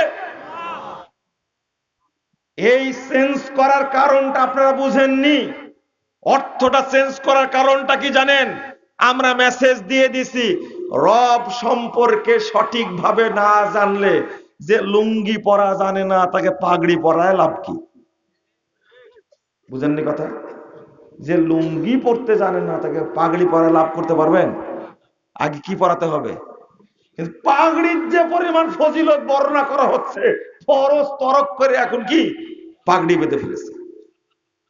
ফরজ তরক করে হুজুরের কাছে হাজির ছাত্র গিয়ে, কিরে তুই ন্যাংটা কেন, পাগড়ি মাথায়। যে হুজুর, পাগড়ির যে ফজিলত, লুঙ্গি পরার তো কোনো ফজিলত নাই, এই জন্য আমার পাগড়ি ছাড়া, লুঙ্গি ছাড়া পাগড়ি নাই, লুঙ্গি খুলে মাথায় বেঁধেছে। কথা কি বুঝতে পারছেন? তাহলে কি পরিমাণ ফজিলত পাগড়ি। আজকে যে পরিমাণ ফজিলত বর্ণনা করা হচ্ছে দল করার জন্য, ভোটের যে ফজিলত বর্ণনা করছে, যদি আপনি একটা ভোট দেন তাহলে 18 কোটি মানুষের সওয়াব একাই পাবেন। একটা ভোট দিলে নবী পাবে, আর একজন বলতে ভোট দিলে কি পাবে? আল্লাহ পাবে। আল্লাহ পাবে ভোট দিলে। জান্নাতে যাবে, ও জান্নাতের টিকিট, তাই না? এতক্ষণ কোথায় ছিলেন আপনি? মারহাবা, জান্নাতের টিকিট বিক্রি করছে। এরা কি পরিমাণ জাহেল রে ভাই! রাসূল সাল্লাল্লাহু আলাইহি সাল্লামের কাছে আল্লাহর নবী তাকে সাহাবী মেসওয়াক নিয়ে এসে দিছে আর পানি নিয়ে এসে দিছে। তখন বলছে, সাল, তুমি আমার কাছে চাও, চাও। আল্লাহ রাসূল খুশি হয়ে গেছে। তখন বলছেন, আসআলুকা মুরাফাকাতাকা ফিল জান্নাহ। আল্লাহ রাসূল, আমি আপনার সাথে জান্নাতে থাকতে চাই। শোনেন শোনেন, তখন বলছে, আওয়া গায়রা যালিক, আরো কিছু চাও? বলছে, লা, আসআলুকা মুরাফাকাতাকা ফিল জান্নাহ, আমি আপনার সাথে জান্নাতেই থাকতে চাই। বুঝেননি কথা? মানে আল্লাহ রাসূল বলছেন, তুমি আমার সাথে জান্নাতে থাকতে চাচ্ছ, আমাকে বলছো, আমার তো ক্ষমতা নাই, আরো কিছু চাও। আল্লাহর নবী সাহাবীকে বলছে যে তুমি অন্য কিছু চাও, আওয়া গয়রা দালিক, অন্য কিছু চাও, আমি আল্লাহর কাছে দোয়া করে কি করে দেব, ফাইনাল করে দিব। কিন্তু জান্নাত ফাইনাল করতে, খেয়াল করেছেন আপনারা? আর মাজার পূজারি, কবর পূজারি, এরা নাকি জান্নাতের টিকিট বিক্রি করছে। আল্লাহ রাসূল বলছে, যখন ছাড়লই না যে না আমি আর কিছু চাই না, আমি আর কিছু চাই না, আপনারা হলে বলতেন ঢাকায় একটা বিল্ডিং চাই, বলতেন না? একটা বিল্ডিং এর ব্যবস্থা করে বলেছে, না আমি আর কিচ্ছু চাই না, আপনার সাথে শুধু জান্নাতে থাকতে চাই। তখন আল্লাহ সাল্লাল্লাহু আলাইহি আইন নিয়ে বিকাশরাতের সুযোগ, আচ্ছা ঠিক আছে, হলো, আমার সাথে যখন থাকবাই তুমি, তাহলে তুমি নফল সালাত বেশি বেশি করে পড়ো। বোঝা গেল, নফল সালাত বেশি পড়লে আল্লাহর নবীর সাথে কোথায় থাকা যাবে? জান্নাতে থাকা যাবে। তাও কার মাধ্যমে? নফল সালাত বেশি পড়ে সন্তুষ্ট কাকে করো? আল্লাহকে করো। ভোট, তাই না? জান্নাত তোমার মামুর বাড়ি। প্রথমত এতে লজ্জা নাই, কি নাই? হায়া নাই, শরম নাই, বোধ নাই, বুদ্ধি নাই, ব্যক্তিত্ব নাই। এরা হলো উন্মাদ, এরা হলো পাগল। পাগল না হলে এ কথা বলে? ওই জায়গায় আসেন, মিক্সার করা যাবে না। কেমনে বলছে? রোজা আর প্রজা নাকি পূজা? একজন বলছে, ভাই বুঝতে ভুল হয়েছে, ওইটা প্রজা বলেছেন। আমি বললাম যে মনে হচ্ছে আপনাকে মারি কানের নিচে এক থাপ্পড়। এই প্রজা মানে কি আর পূজা মানে কি? হ্যাঁ, প্রজা মানে কি? কি বলেন তো, প্রজা মানে কি? রাজা আর প্রজা জনগণ না? তো রোজার সাথে জনগণের কি সম্পর্ক? বুঝেননি? আমাকে বলছে ওইটা আসলে পূজা বলেননি, ওটা বলছে কি, প্রজা। কানের নিচে থাপ্পড় দেওয়ার দরকার না? পূজা উদ্বোধন করতে গিয়ে রোজা আর পূজা বলেছে, তাই না? রোজার আর পূজা একই, তাই বলেন না? অপব্যাখ্যা করছে, আসলে এটা বলেন, এটা বলেছে। এ কত বড় শয়তান রে ভাই! বাংলাদেশে এই জন্য বলে শয়তান নাই। কুল জাল হাক্কা, তারপরে কি, ইন্নাল বাতিলা কানু জাহাকা। মূর্খ দিয়ে দেশটা কি হয়ে গেছে? ভর্তি হয়ে গেছে।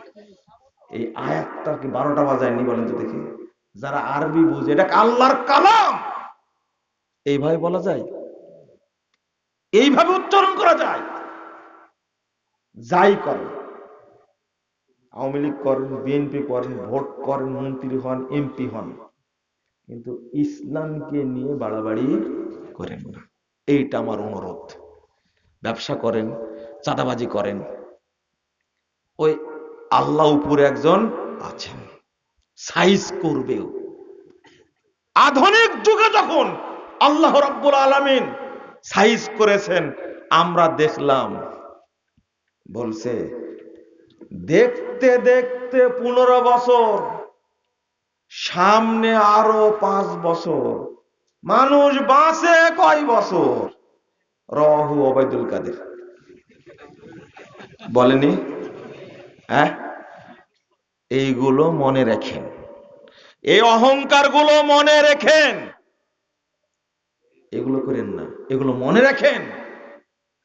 আমাদের রাত দিন সমান, কোন সরকার আসলো আর কোন সরকার গেল সমান। ওই আওয়ামী লীগ আসলেও জেল খাটতে হয়, বিএনপি আসলেও কি জেল খাটতে হয়। অতএব আমাদের কোনো কি নাই। এইভাবে কখনো তত্ত্বাবধায়ক সরকারকে বলে এটা হলো গ্রামীণ ফোনের, গ্রামীণ ব্যাংকের সমিতির সরকার বলি, এখন ক্ষমতায় আছে, এখন আছে, তাতে আমরা যায় আসে না। আমরা কারো পাশাটা দালালি করি না, আমরা যেটা হক সেটাই বলে থাকি। আমরা চাটুকারিতা করে ইমান বিক্রি করে কোনো ক্ষমতায় যায়নি, এটা যাওয়ার প্রয়োজন না। আহলে হাদিসরা কখনো এটা করে না, কোন রিপোর্ট না এটা। আমরা আপনাকে বোঝাচ্ছি, কবরে আপনিও যাবেন, আমিও যাব, যাব না? প্রত্যেক দল শুরু করবে, নির্বাচন আসছে, কোথায় থেকে কেউ যাবে শাহজালাল মাজারে, কেউ যাবে বাইজিদ বোস্তামি মাজারে, কেউ যাবে শাহপরানের মাজারে। বেটা, তোমার মসজিদ নাই, মুসলমানের বাচ্চা, তুমি মাজারে গিয়ে নির্বাচনে প্রচার শুরু করবে কেন? এইটা বলার জন্য এসেছি। আল্লাহর কাছেই যখন তুমি দোয়া করবে, আল্লাহর কাছে চাইবা, আল্লাহকে বলো। চাচ্ছে কোথায় গিয়ে? তা মরা পীর রে ভাই। কি পীর? মরা পীর। মুহাম্মদুর রাসূলুল্লাহ সাল্লাল্লাহু আলাইহি সাল্লাম মসজিদে নববীতে তাকে দাফন করা হয়েছে পার্শ্বে, ওখানেই আছে। সাহাবী তাবেঈরা দোয়া চাওয়ার জন্য গেছেন কোথায়? গেছেন জীবিত রাসূলের চাচা আব্বাসের কাছে, সবচেয়ে বৃদ্ধ মানুষ। বলছেন, কন্যা নাতাওয়াসসালু বিনাবিয়িক, আল্লাহ, এতদিন আপনার নবীকে ওসিলা করে দোয়া করতাম, তার কাছে গিয়ে দোয়া চাইতাম। ওয়া ইন্না নাতাওয়াসসালু বিআম্মি নাবিয়িক, এখন আসছে আল্লাহ তোমার নবীর চাচার কাছে, বৃদ্ধ পরহেজগার মানুষ, আমাদের তুমি বৃষ্টি দান করো। চাচা আব্বাস দোয়া করলেন, বৃষ্টি নাজিল হলো। যদি মরা লোকের গুরুত্বই থাকবে, তো মুহাম্মদুর রাসূল সাল্লাল্লাহু আলাইহি সাল্লামের কবরের কাছে সাহাবা একরাম কেন গেলেন না? ওমর রাদিয়াল্লাহু আনহু পৃথিবীর সবচেয়ে জ্ঞানী মানুষ, তিনি কেন গেলেন না? উসমান কেন গেলেন না? আলী কেন গেলেন না রাদিয়াল্লাহু আনহুম? আর আমরা মরা পীরের কাছে যাচ্ছি, যে পীর কোনদিন গোসল করেছে কিনা সন্দেহ আছে, পেশাব করে 30 বছর যাবত পানি নেয় না, 50 বছর যাবত অনেক পীর আছেন, ল্যাংটা পীর, 50 বছর যাবত পানিও নেয় না, পায়খানা করে পানি নেয় না, পেশাব করে পায় না, গায়ে থেকে শরীর থেকে শুয়োরের গন্ধ বের হয়, আর ওর কাছে যায় দোয়া নিতে। এটা হলো মুসলমানদের অবস্থা। আপনাদের কিভাবে বললে আপনারা বুঝবেন আমারও জানা নাই। 3টা কথা খেয়াল করেন, এদিকে কয়টা কথা? এক, এদিকে তাকান, এদিকে তাকান। এক, আত-তাওহীদ ফিল ইবাদা, ইবাদতের ক্ষেত্রে তাওহীদ। ইবাদত একমাত্র কার জন্য হবে? আল্লাহর জন্য। আত-তাওহীদ ফিদ-দ্বীন, আচ্ছা, আল্লাহ ছাড়া করা ইবাদত করা যাবে? কারো কাছে চাওয়া যাবে? কাউকে সিজদা দেওয়া যাবে? কারো নামে মানত করা যাবে? কাউকে ভয় করা যাবে না, একমাত্র আল্লাহ। এবার আসেন আত-তাওহীদ ফিদ-দ্বীন, দ্বীনের ক্ষেত্রে তাওহীদ হলো একটা দিন মানতে হবে, সেটা কি? এর সাথে কাউকে অ্যাড করা যাবে না। করলেই কি হয়ে যাবে? মুশরিক। করলেই কি হয়ে যাবে? কাফের। সোজা কথা। আফাতুমিনুনা বিবাদিল কিতাবি ওয়া তাকফুরুনা বিবাদ। আচ্ছা, ব্যাখ্যা পরে দিচ্ছি। আত-তাওহীদ ফির রিসালা, অনুসরণীয় ব্যক্তি হিসাবে একজনকে অনুসরণ করতে হবে, তিনি কে? তিনি হলেন মুহাম্মদুর রাসূলুল্লাহ সাল্লাল্লাহু আলাইহি ওয়াসাল্লাম। আর কোন ব্যক্তিকে অনুসরণীয় ব্যক্তি হিসাবে গ্রহণ করা যাবে না, যাবে না, পরিষ্কার যাবে না। আমরা কি করি? প্রশ্নও কিন্তু কবরে কয়টা হবে? এই 3টাই হবে। যদি শুধু আল্লাহকে ইবাদত করেন আলহামদুলিল্লাহ, শুধু যদি ইসলাম মানেন আলহামদুলিল্লাহ, শুধু যদি মুহাম্মদ সাল্লাল্লাহু আলাইহি ওয়াসাল্লামকে মানেন আলহামদুলিল্লাহ, আর না মানলে খবর। আত-তাওহীদ ফিল ইবাদা, আত-তাওহীদ ফিদ দ্বীন, আত-তাওহীদ ফির রিসালা। আজকে মুহাম্মদ সাল্লাল্লাহু আলাইহি সাল্লাম আমল বাদ দিয়ে আমরা শুরু করেছি চরমোনাই, আটরশি, ফুরফুরা, মাঝভান্ডারি, কুতুববাগি, দেওয়ানবাগি, তবলিগ শুরু করি না আমরা? কেন? চিস্তিয়া, মুজাদ্দিদিয়া, নকশাবন্দিয়া, কাদারিয়া, আর একটা কি, চিস্তিয়া, মুজাদ্দিদিয়া, কাদেরিয়া, নকশাবন্দিয়া, তাই না? আবার চিস্তিয়া দুই প্রকার, চিস্তিয়া সাত্তারিয়া, চিস্তিয়া সাবিরি। কথা বুঝতে পারলেন? আরে মুহাম্মদ সাল্লাল্লাহু আলাইহি সাল্লাম কই? খারিজি, শিয়া, মুরজিয়া, জাহমিয়া, মুজাসসিমা, মুশাব্বিহা, হাই হাই হাই, রাফেজি, ইসমাইলি, বাতেনি, নুসাইরি, কই? মোহাম্মদি কই? হানাফি, শাফি, মালিকি, হাম্বলি, মোহাম্মদি কই? বুঝেন না, তাই না? ও, মোহাম্মদ আউট। মোহাম্মদ কি? আউট। তাহলে আপনার মুখ দিয়ে বের হবে মান নবী, তোমার নবী কে ছিলেন বলতে পারবেন না? মিক্সচার হয়ে গেছে, যে মিক্সচার হয়ে গেছে। ইসলামী মানতে হবে। আল্লাহ বলে দিচ্ছেন ইন্নাদ দীনা ইনদাল্লাহিল ইসলাম, আল্লাহর নিকটে মনোনীত একমাত্র দিন কি? ইসলাম। ইসলাম, ইসলাম। ওয়ামান ইয়াবতাগি গায়রাল ইসলামি দীনা ফালা ইউকবাল মিনহু ওয়া হুয়া ফিল আখিরাতি মিনাল খাসিরিন। কেউ যে বুঝে না রে ভাই, ধৈর্য ধারণ করে না কেউ। আমি ইসলামী দলগুলোর প্রতি অনুরোধ করছি একটা বিষয় অনুরোধ করছি, ধৈর্য ধারণ করুন, আপোষ করবেন না। আপোষ করবেন না। আপোষ কখন হয়? যখন ক্ষমতার লোভ হয়, তাই না? দলগুলো কেউ দেশপ্রেমিকও নয়, ইসলামের প্রেমিকও নয়, আল্লাহর প্রেমিকও নয়, সবগুলো স্বার্থপর। আপনি বলবেন কেন স্বার্থপর? সিরিয়ায় 53 বছর পরে স্বাধীনতা এসেছে। হাফেজ আল আসাদ আর বাশার আল আসাদ, এই দুই শিয়া শয়তান মুসলিমদেরকে হত্যা করেছে। সালাফি আলেম 10,000 সালাফি আলেমকে হত্যা করেছে। এরপরে আল্লাহ বিজয় দান করেছে। আমরা কয়জন মরেছি, কয়জনকে জেলখানায় দিয়েছে, কয় বছর যাবৎ ধৈর্য ধারণ করছি। আপোষ করছেন কেন? দুনিয়ার জন্য যদি, আমি বলি এইভাবে, বাংলাদেশে থাকেন বৃদ্ধা মা, 80 বছরের চেয়ে বয়স বেশি, লন্ডনে থাকেন ছেলে, তিনি জাতিকে বললেন এই সরকারের পক্ষে থাকবে না, ভোট দেওয়া যাবে না। 7 জানুয়ারির 24-এর নির্বাচনে গিয়ে কত মানুষ আছে, কিন্তু ভোট কেন্দ্রে কেউ যায়নি। একজন আওয়ামী লীগ নেতা বলছেন গালি দিয়ে, শুয়োরে বাচ্চারা সারা বছর বিরিয়ানি খাইছে, আজকে ভোটটা দিতে আসেনি। কি বললেন এটা? যে বলবো না তো কি, সারা বছর বিরিয়ানি খাইছে, ভোটটা দিয়ে বাড়ি যেতে পারে না, ভোট দিতে আসেনি। আপনি মনে বুঝলেন না আমি কোনটা বুঝাতে চাচ্ছি। বুঝতে পেরেছেন কি? তারা বর্জন করলে কেন? মানুষ বর্জন করলে কেন? তারেক রহমান কি আল্লামা নাকি? বড় আলেম নাকি? তার কথা জাতি শুনল কেন? ভোট দিতে গেল না কেন? আমি ঢাকায় ঘুরে দেখেছি, ভোট কেন্দ্রে কুত্তা ছাড়া কিছু নেই। কথা কি বুঝতে পারলেন? তার কথা শুনে ভোট কেন্দ্রে গেল না। আপনারা আলেম উলামা কেন? যে দেশের মানুষ বেশি ধর্মপ্রাণ, ধর্ম ভীরু না হলে ধর্মপ্রাণ, ধর্মকে ভালোবাসে, তারা নামাজ না পড়লেও মুসল্লিকে কেউ মারলে সহ্য করতে পারে না, ঠিক না? এই হলো আমাদের দেশের মুসলমান।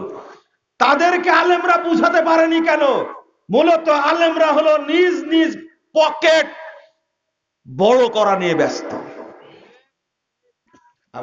তিনি বুঝাতে পারেন, আপনি পারলেন না কেন? জাতিকে বলেন আমরা এই ভোট বর্জন করলাম। ইউনূসকে কেন নিয়ে আসছেন? ভোট দিয়ে নিয়ে আসছেন না ইউনূস সাহেবকে? ডক্টর ইউনূস সাহেবকে ভোট দিয়ে নিয়ে এসেছেন। কারা নিয়ে আসছে? আপনারা নিয়ে আসেননি। কেন আসলো ইউনূস? ফখরুদ্দিনকে কে নিয়ে এসেছিল? জিয়াউর রহমান সাহেবকে কে নিয়ে এসেছিল? জিয়াউর রহমান যদি তার জীবনে আরো 50 বছর ক্ষমতায় থাকতেন, কিছু বলতেন আপনারা? তারা তো খুব ভক্ত করেন, তাকে ভক্তি করেন আপনারা। আমি বুঝাতে চাচ্ছি, আমাকে বুঝাতে আসেন না। আপনাদের হাসিনাকে ক্ষমতায় রাখছিলেন কি ভোট দিয়ে? ভোট দিয়ে রাখছিলেন না। কে বলেছে ভোট হয়েছে? আমাকে আজকে বুঝান যে গণতন্ত্র ছাড়া ইসলাম প্রতিষ্ঠা সম্ভব হবে না। আমি চ্যালেঞ্জ করলাম, এই কুফরি মতবাদের মাধ্যমে কখনো ইসলাম প্রতিষ্ঠিত বাংলাদেশে হবে না, অন্য জায়গায় হতে পারে। অত সহজ না। কুফরি তন্ত্রের মাধ্যমে যদি ইসলাম প্রতিষ্ঠিত হতো, তাহলে আমেরিকা, লন্ডন, কানাডা, ফ্রান্স কখনো এই দেশে গণতন্ত্র পাচার করতো না। মনে রাখবেন কথা। বিপ্লবের মাধ্যমেই ইসলাম প্রতিষ্ঠিত হবে ইনশাআল্লাহ। কিন্তু ক্ষমতার লোভে আমরা আপোষ করি। আর আমাকে বুঝান কেমনে হবে এটা? তাই কি হয়? তোমার দেশেই হয়েছে। ডক্টর ইউনূস সাহেব 2 বছর যাবত আছেন, তাই না? 1.5 বছর হতে যাচ্ছে মনে নাকি, প্রায় হতে যাচ্ছে। আমি বুঝাতে চাচ্ছি তাকে কিভাবে নিয়ে আসলেন। তাও জনগণ চাচ্ছে থাক আরো 5 বছর, তাই না? বলছে না তোমরা খাইকর পার্টি দুর্নীতিবাজ, এই সাদাবাজ আসার চেয়ে আমরা এইভাবে থাকতে চাই, বলছে না অনেক মানুষ। কেন কেন বলতে চাচ্ছে? আমি আজকে বলতে চাচ্ছি, শিরিকের সাথে আপোষ নয়, কুফুরির সাথে আপোষ নয়। শুধু মুনাফেকের সাথে আপোষ একটা বিষয় বলে বক্তব্য শেষ। তবে কান খাড়া করে শুনতে হবে। কান খাড়া বুঝেন তো? একটু শুনেন। শিরিক আর কুফুর বাদ দিলাম, কি নিয়ে আসলাম? নিফাক। কি নিফাক? কি সবাই বলেন কি? নিফাক। নিফাক নিফাক নিফাক। ইমানের সাথে নিফাক মিশ্রিত হলে ইমান কি থাকে? থাকে। ইমান খুব লজ্জাশীল, খুব ভদ্র, ইমান মান সম্পন্ন। একটু যদি তার সাথে কিছু জড়ে যায়, স্পর্শ করে, ইমান আউট। ইমান কি? দৌড় দেয়, দৌড় দেয়। যেমন একটা হাদিস বল মাত্র। রাসূল সাল্লাল্লাহু আলাইহি সাল্লাম বলছেন যে ইসবিহুর রাজুলু মুমিনান ওয়া ইউমসি কাফির। মুমিন সকালে মুমিন, ব্যক্তি সকালে মুমিন, সন্ধ্যা হতে হতে কি? কাফের। সন্ধ্যা হতে হতে মানে সকাল হতে হতে কাফের, সন্ধ্যা হতে হতে কি? মুমিন। আরো 128 নম্বর হাদিস, সহিহ মুসলিম। এটা মুস্তাদ আহমদের মধ্যে এসেছে, লাকলবু ইবনে আদম আশাদ্দু ইনকিলাবাম মিনাল কিদ্র। আদম সন্তানের অন্তরটা, ইমানটা খুব দ্রুত পরিবর্তনশীল। মহিলারা ভাত রান্না করে না, 1 সেকেন্ডে কয়টা বলক উঠে? গুনতে পারবেন আপনি? যদি গুনতে পারেন ভিডিও করে আমাকে জানাই, দেখি 1 সেকেন্ডে কয়টা উঠে। আপনার বাপ পারে কিনা দেখেন তো একটু গুনতে। ইমান এইরকম দ্রুত পালাই যায়, দ্রুত পালা যায়। এমনকি আল্লাহ রাসূল ছোট্ট কথা বলছেন যে আল হায়াউ ওয়াল ইউ শুবাতুম মিনাল ঈমান। অল্প কথা বলা, লজ্জা, এটা হলো ঈমানের অংশ। ওয়াল বাযাগু ওয়াল বায়ানু শুবাতুম মিনান নিফাক। মুখ দিয়ে খারাপ কথা বের হয়, এ হলো মুনাফিক। অন্য কথা না। কি কথা? আপনি রিকশাওয়ালাকে গালি দেন, আপনার ওয়াইফকে গালি দেন, তোর বাপ খারাপ, তোর মা খারাপ, বলেন না? আপনাকে দেখতে খুব সুন্দর লাগছে, কিন্তু যদি আপনার ওয়াইফের সাথে কথা বলি, তখন আপনার ওয়াইফ বলবে কি জানেন? আমার স্বামী জান্নাতে দূরে থাক, আল্লাহকে জাহান্নামেও রাখবে না। আপনার ওয়াইফ বলবে। আর মুখ যে ওর এত খারাপ। একজন ড্রাইভার বলছে যে আমার স্যারের নরমাল ভাষা হলে শহরে বাচ্চা, এই যে অশ্রাব্য ভাষা বের হয়, খবরদার মুখ দিয়ে খারাপ ভাষা ব্যবহার করবেন না।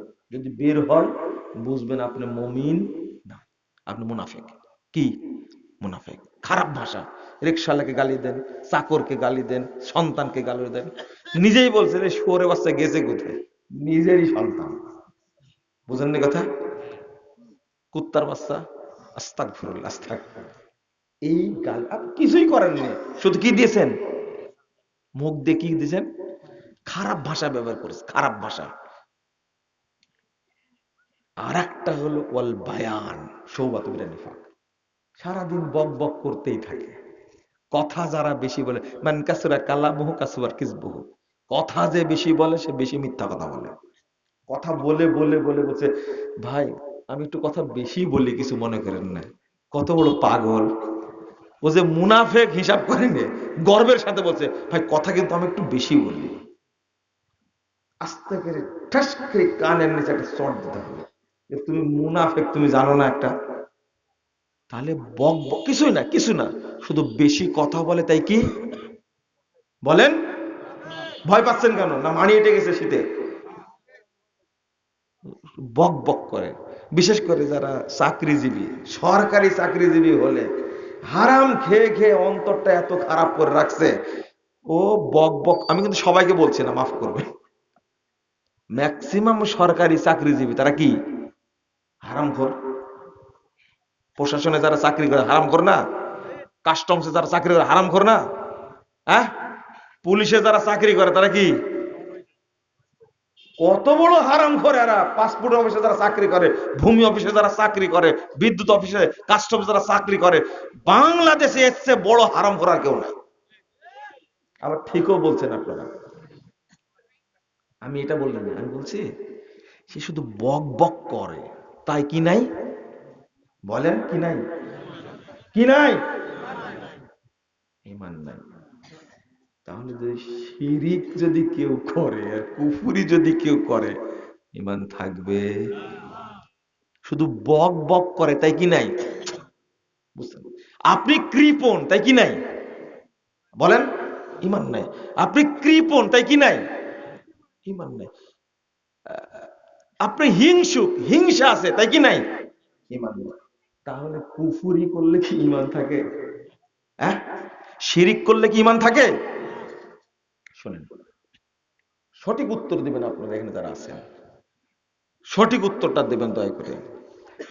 এ যাবৎ কি আপনারা কাউকে, আপনার মধ্যে কখনো প্রশ্ন আসছে, আমি মনে হয় মুনাফেক হয়ে গেছি, না হলে জহরের সালাত পড়ার দরকার ছিল 12:15টায়, এখন বাজছে 2টা 2:30, না মনে হয় মুনাফেক হয়ে গেছে আমি। সি সি সি, এত বড় গালি দিলাম আমি, মনে হয় মুনাফেক হয়ে গেছে। সি সি সি, আমি 60 বছর যাবত টাকনুর নিচে প্যান্ট পরি, মনে হয় আমি মুনাফিক। এত ওয়াজ শুনলাম, তাও টাকনুর নিচে প্যান্ট পরি, মনে হয় মুনাফিক। বয়স 75 78 হয়ে গেল, দাঁড়িয়ে আমি এখনো চাচ্ছি, মনে হয় মুনাফিক হয়ে গেছে। কথা কি বুঝতে পারছেন? এরকম কোন ভিতরে কখনো জাগছে কারণ? বলেছি সত্যটা বলবেন, জাগে না। হাত তুলতে বললে সমস্যা হয়ে যাবে। আচ্ছা, হাত তুলেন না। আমি বললাম সত্যটা বলবেন। আমার বয়স 75 হয়ে গেছে, এখনো দাড়ি কাটি। মানে মুনাফেক ওই ব্যক্তি যে অনর্গল পাপ করে। কি করে? বয়স 80 বছর হয়ে গেছে, এখনো জেনার সাথে লিপ্ত, এখনো পরকায় লিপ্ত, মনে হয় আমি মুনাফেক। এইটা যতদিন কোনো মুমিন না ভাববে, ততদিন সে মুমিন হতে পারবে না। ফাইনাল কথা, ফাইনাল ফাইনাল কথা। যেদিন আপনার মনের মধ্যে এইরকম চিন্তা আসবে, মনে হয় আমি মুনাফিক, আসরের সালাত পড়ার দরকার ছিল 3:15টার মধ্যে, আর এখন 4:15 বেজে গেছে, 4:30 বেজে গেছে, এখনো পড়লাম না, মনে হয় মুনাফিক হয়ে গেছে। এটা কেমনে চলে? আপনি কি বুঝতে পারছেন আমার কথা? আরে হামজা রাদিয়াল্লাহু আনহু দৌড় দিয়ে এসে আল্লাহ রাসূলের কাছে বলছে, আল্লাহ রাসূল, না ফাকতু ইয়া রাসূলুল্লাহ, আল্লাহ রাসূল মুনাফিক হয়ে গেছে, আমি মুনাফিক হয়ে গেছি। আপনার কাছে থাকলে আখিরাতের কথা মনে থাকে, চলে গেলে মনে থাকে না। চিন্তা করেছেন আপনি? হামজা সাইয়্যিদুল শুহাদা ফিল জান্নাহ, জান্নাতে হামজা রাদিয়াল্লাহু আনহুর মর্যাদা হবে সমস্ত শহীদদের সর্দার। তিনি বলছেন আল্লাহ রাসূল আমি মুনাফিক হয়ে গেছি। ইবনু আবি মুলাইকা রাদিয়াল্লাহু আনহু তিনি বলছেন, বিখ্যাত তাবেঈ, আদরাকতু সালাসিনা রাজুলাম মিন আসহাবিন নবী সাল্লাল্লাহু আলাইহি ওয়াসাল্লাম কুল্লুহুম ইয়াখাফু নিফাক আলা নাফসি। সহিহ বুখারীর মধ্যে এবারটা আসছে। তিনি বলছেন আমি 30 জন সাহাবীর সাক্ষাৎ পেয়েছি, প্রত্যেকেই ভয় করতেন মনে হয় আমি মুনাফিক হয়ে গেছি। আচ্ছা গেল 30 জন সাহাবী, একজন বিজ্ঞ সাহাবী নাম ওমর, নাম কি? ওমর রাদিয়াল্লাহু আনহু। তিনি শুনলেন একদিন যে আল্লাহর রাসূল, আমি বললাম আমার দিকে তাকায় থাকেন, আমি বেশি সময় নিব না, আর তো এটাই শেষ, এদিকে তাকান একটু দয়া করে, বাদামে টিপ দিবেন না কিন্তু, তাকান। ওমর রাদিয়াল্লাহু আনহু একদিন শুনলেন রাসূল সাল্লাল্লাহু আলাইহি সাল্লাম হুযায়ফা রাদিয়াল্লাহু আনহুর কাছে মুনাফিকদের তালিকা দিয়ে গেছেন। কি দিয়ে গেছেন? মুনাফিকদের তালিকা দিয়ে গেছেন। শোনা মাত্রই ওমর রাদিয়াল্লাহু আনহু দৌড় দিয়েছেন, হুযায়ফা আমি আসলাম তোমার কাছে, আমি শুনলাম গোপনে নাকি তোমার কাছে আল্লাহ রাসূল তালিকা দিয়েছেন মুনাফিকের। আচ্ছা তালিকা দিয়েছেন, দেখো তো ওই তালিকায় আমার নাম আছে কিনা। বুঝেননি? আমি শিরিক কুফুর বলিনি, কি বলেছি? নিফাক। নিফাক দেখো তো আছে কিনা। তো হুযায়ফা বলে না, এটা ওটা বলি কি চলে গেছে। আবার একদিন বলছে হুযায়ফা ওই যে তোমার কাছে যে গেলাম আমি, ওই তালিকায় দেখো তো আমার নামটা আছে কিনা। আচ্ছা তালিকাটা কি অনেক বড়, হুযায়ফার কি মনে নাই? হুযায়ফা কি আপনার মতো বোকা, আমার মতো বোকা? হুযায়ফা তা কয়জনের তালিকা জানেন? 13 জন বা 15 জন। কয়জন? আপনি কি মনে করছেন হুযায়ফা ভুলে গেছে ওর মধ্যে আছে কিনা নাম? বলে না, হুযায়ফা রাদিয়াল্লাহু আনহু বলে না, বললে যে প্রকাশ হয়ে যাবে, আল্লাহ শুধু গোপন করে গেছে, বলে না। আরো দুশ্চিন্তার মধ্যে পড়ে যায় কে, তাহলে মনে হয় আমার নাম আছে, বলে না কেন তাহলে? আর এক বিপদ না? আবার একদিন রাত্রিতে চলে গেছেন, হুযায়ফা দেখো না, বলো না ওর মধ্যে আমার তালিকা আছে কিনা। ওমর কি জিনিস, আল্লাহু আকবার। রাসূল সাল্লাল্লাহু আলাইহি ওয়াসাল্লাম ওমরের কত ফজিলত বর্ণনা করেছেন। ওমর জান্নাতি সাহাবী, ওমর শহীদ। ওমর রাদিয়াল্লাহু আনহু সম্পর্কে রাসূল বলছেন লাউ কানা ফি বানি ইসরাঈল কানা নাবিয়্যা, যদি উমরের জন্ম হতো বানি ইসরাঈলদের মধ্যে তাহলে উমর তাদের নবী হতেন। লাউ কানা বাদি নাবিয়্যুন লাকানা উমর ইবনুল খাত্তাব, আমার পরে যদি কেউ নবী হতেন তাহলে উমর ইবনুল খাত্তাব নবী হতো। রাসূল সাল্লাল্লাহু আলাইহি সাল্লাম একদিন হাদিস বর্ণনা করছেন, ওমর বসা, রাআইতুনি ফিল জান্নাহ, আমি একদিন জান্নাতে ঢুকলাম, ঢোকার পরে দেখছি বিশাল কসরান মুরাব্বান মুশরাবান বিযাহাব, বিশাল একটি প্রাসাদ, যে প্রাসাদের উত্তর দক্ষিণ পূর্ব পশ্চিম কিছুই চেনা যায় না, তাকালে চারিদিকে দেখা যায় পুরোটাই দিগন্ত জুড়ে আছে, পুরো প্রাসাদটি তৈরি করা আছে স্বর্ণ দ্বারা। আমি একটা মহিলাকে দেখলাম লেক তৈরি করা আছে, কি তৈরি করা আছে? লেক তৈরি করা আছে। আমি দেখলাম লিমান হাজাল কাসার, এই মহিলা এটা কার জন্য তৈরি করেছে বলো তো? তখন মহিলা বলছে রজুল মিনাল আরব, আরবি একটা ব্যক্তির জন্য তৈরি করেছে। তখন আল্লাহ রাসূল বলছেন এই মহিলা আনা আরবিউন লিমান হাজাল কাসার, আমি আরবি, তুমি বলো এটা কার জন্য তৈরি করেছে। তখন বলছে মহিলা লি রজুল মিন কুরাইশ, আরবি তো কুরাইশ বংশের। তখন বলছে আনা কুরাইশুন লিমান হাজাল কাসার, এই মহিলা আমি নিজেই করে কুরাইশে, তুমি বলো এটা কার জন্য তৈরি করা হয়েছে। বলেন তো কি চাচ্ছেন আল্লাহ রাসূল? কার জন্য চাচ্ছেন মনে হচ্ছে? নিজের জন্য। এই হাদিসের আগের হাদিসে আসছে কি জানেন? ইন্নী যানানতু আন্নাহা তাকুল লিরাজুলিন শাব্বিন হুয়া আনা, আমি চাচ্ছি মহিলা বলুক এইটা ওই যুবকের জন্য যে যুবক হব আমি মুহাম্মদ। আল্লাহ রাসূল চাচ্ছেন, এই বলে না কেন এটা মুহাম্মাদের জন্য। তখন মহিলাকে আবার প্রশ্ন, আরে আমি তো কুরাইশ ব্যক্তি, বলো তো। বলছে হুয়া মিন আসহাবি মুহাম্মাদিন সাল্লাল্লাহু আলাইহি ওয়াসাল্লাম, হুয়া মিন উম্মতে মুহাম্মদ সাল্লাল্লাহু আলাইহি ওয়াসাল্লাম। তখন বলছে আনা মুহাম্মদ লিমান হাজার কথা, আরে মহিলা আমি নিজেই মুহাম্মদ। তখন বলছে যে ও তুমি মুহাম্মদ তাই না? তো বলছে হুয়া মিন আসহাবি মুহাম্মাদিন সাল্লাল্লাহু আলাইহি ওয়াসাল্লাম ওমর ইবনুল খাত্তাব। তোমার জন্য না গো, এইটা মুহাম্মদের একজন সাহাবী আছেন, তার জন্য আল্লাহ এই বিশাল প্রাসাদ তৈরি করে রাখছে। আপনি কি বুঝছেন? পুরো দিগন্ত জুড়ে যেদিকেই তাকায় সেই দিকেই প্রাসাদ। কত বড় জান্নাতের ভাই, হ্যাঁ কত বড়। তো ওমর রাদিয়াল্লাহু বসে আছে, তো বলছে যে ওমর আমি চাচ্ছিলাম একটু ঘরটা ঘুরে দেখি, ভিতরটা তাহলে কত সুন্দর, কিন্তু আমি দাঁড়িয়ে গেলাম। যাকারতু গায়রাতাক, আমার তোমার ব্যক্তিত্ব আমার স্মরণ হয়ে গেল। ব্যক্তিত্ব, এত ব্যক্তিত্ব সম্পন্ন মানুষ, তোমার কথা স্মরণ হয়ে গেল, আমি আর দেখতে পারলাম না। বাকা ওমর, ওমর রাদিয়াল্লাহু কাঁদতে থাকলেন, বলছেন আগারু আলাইকা ইয়া রাসূলুল্লাহ, আমার আপনার কাছে আমার কোনো ব্যক্তিত্ব আছে, আপনি দেখলেন না কেন? ওমর রাদিয়াল্লাহু যে ব্যক্তিত্ব, যে ব্যক্তিত্ব, আল্লাহু আকবার, ওমরের ব্যক্তিত্বের শেষ নাই।